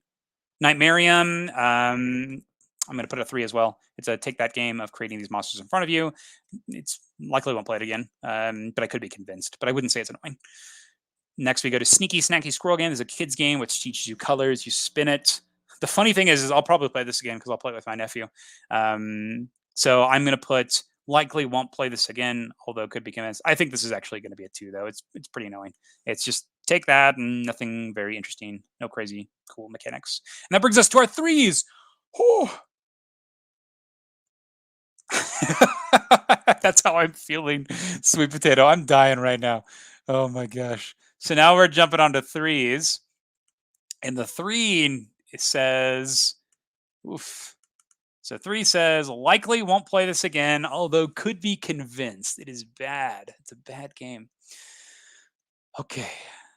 So poo is 2 because it is very annoying. It goes on way longer than it should. You can clean the poop off yourself, so you're constantly just keeping on playing, and you just want it to be over. But then when you are done, you're eliminated, and then you're eliminated, so you're just out, which sucks. Because you're still waiting on everybody else to finish that stupid game of poo they're playing. So ridiculous. Adventure Time Flux already talked about. Bring your own book. Oh, I was so frustrated about this one. I probably won't play this one again. It's supposed to be like Cards Against Humanity, but you use a book to do it. But it just takes way too long because everybody's looking in their book. And a lot of the times, if you're going to be clever, you're giving up the. Yeah, seriously, it's killing me. But Bring Your Own Book it should have been way better than it was, which is really frustrating. Labyrinth the card game, 3 as well. Won't play it again. Could be convinced it's a bad game. Cockroach Salad is same thing. It's this one where you just speak a bunch, and it's one of those games where it's like a tongue twister style game. Jurassic Parts. I think I'm actually going to make Jurassic Parks at 2. This game is terrible. It's extremely annoying because you have pretty much no control what you're doing, and there's such a steamrolling victory. As soon as the person who's going last wins the game every time because they start with extra actions, and those extra actions cascade, and there's just no way to catch up. It's super frustrating because you have no agency on most of your actions on what you're doing. You're at the disposal of pretty much everything, especially if you go first. It's rough and it's super lucky and super random, but it tries to be strategic. I don't like this one. It's very annoying. Oh, so frustrating. To the end. Oh, if I lose my voice because of this, I'm telling you, it is 2 o'clock here. I've been here since 8 o'clock doing this thing. Oh my gosh, I could feel my body giving out. Pendulum. I also need to drop to a 2. This might be a 1. This defies the description of the game. So Pendulum is a real-time game that offers interesting worker placement, but it doesn't. This is a real-time game where I have had to sit there 2 p.m. 2 p.m. I'm in Colorado Springs, Colorado, naturally. SideGame LLC, man.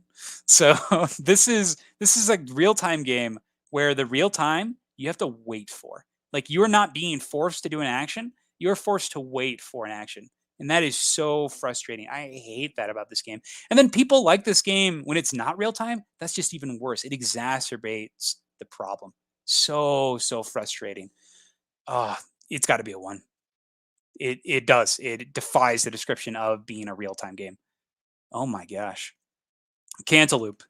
I have to drop this to a 2 as well because it is extremely annoying. I hate flipping the pages. This could have been so easy. If they did the Chronicles of Crime route, Cantaloupe could have been a fantastic game. But no, they have this book that you're constantly flipping through and searching things, and you're just doing the worst parts of the unlock games.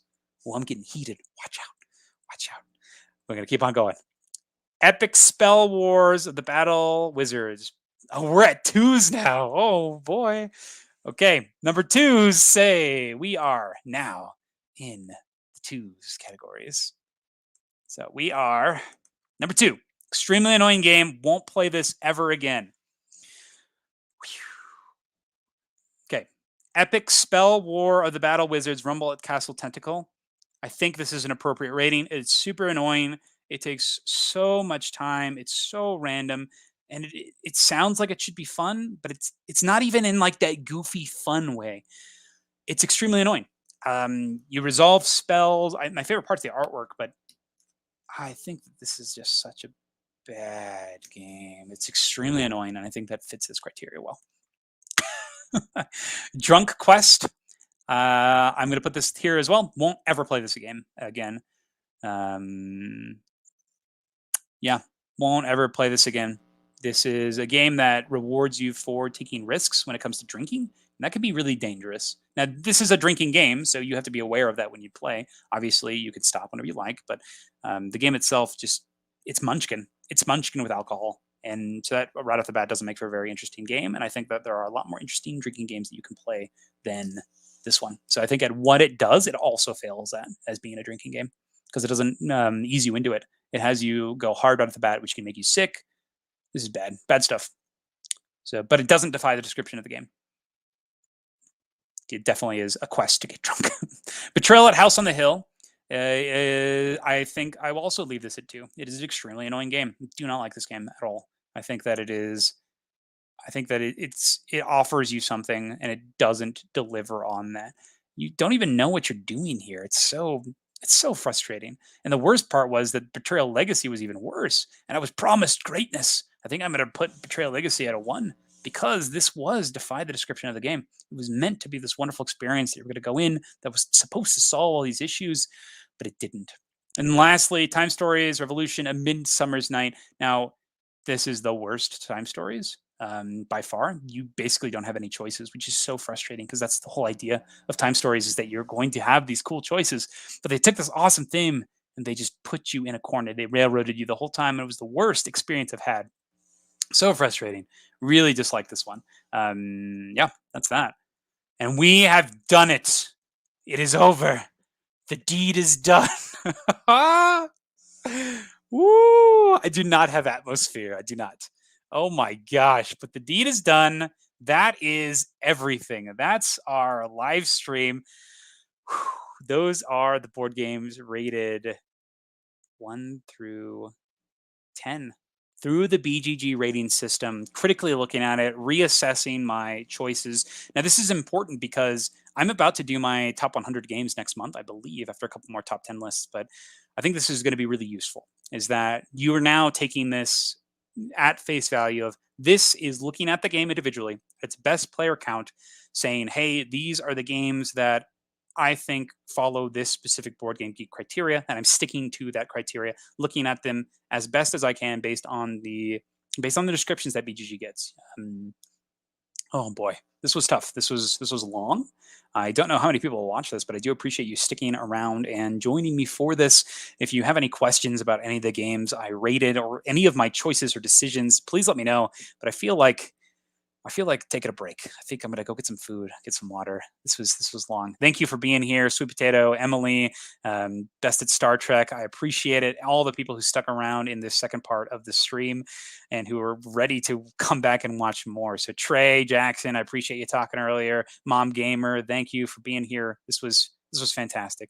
Looking forward to the top 100. It's going to be drastically different than my first top 100. Right off the bat, just because of the presentation style. I like this new presentation where I'm able to show the games a bit more. Whew. This is good. I think that I've come a long way. This has been pretty much, it's been about a year now, actually, from today. I think I started on the 20th, but it's been about a year since I started my YouTube journey. And I think that this has been fun. I think it's been really neat, been able to have some cool relationships over the internet and just sharing my passion for the things I really enjoy. So I'm happy that I get to experience all these awesome games, these awesome experiences. And thank you for being here. I wouldn't be here without you. So thank you so much. Thank you, Sweet Potato, Emily. I appreciate you being here. It was fun. And I'm also looking forward to the top 100 and seeing how this new critical lens of looking at these games, taking them at face value, and taking them from a 1, defies the description of the game, won't catch me dead playing this, all the way up to a 10 of outstanding, always want to play this game. And what's that difference between a 9 and a 10 of being excellent as to being outstanding? So having that factor there. Amazing, great experience. If you want to go check out the full list, you can go find my BGG user. I'm Mac1993. I'll put it down here in the comments. So if you want to go see it yourself, you can go see there. And that way you can look at all of our games now that we're finished. That being said, we did have one thing that we were going to check, wasn't it? At the very end of the stream, we were going to go look at the total rankings of games.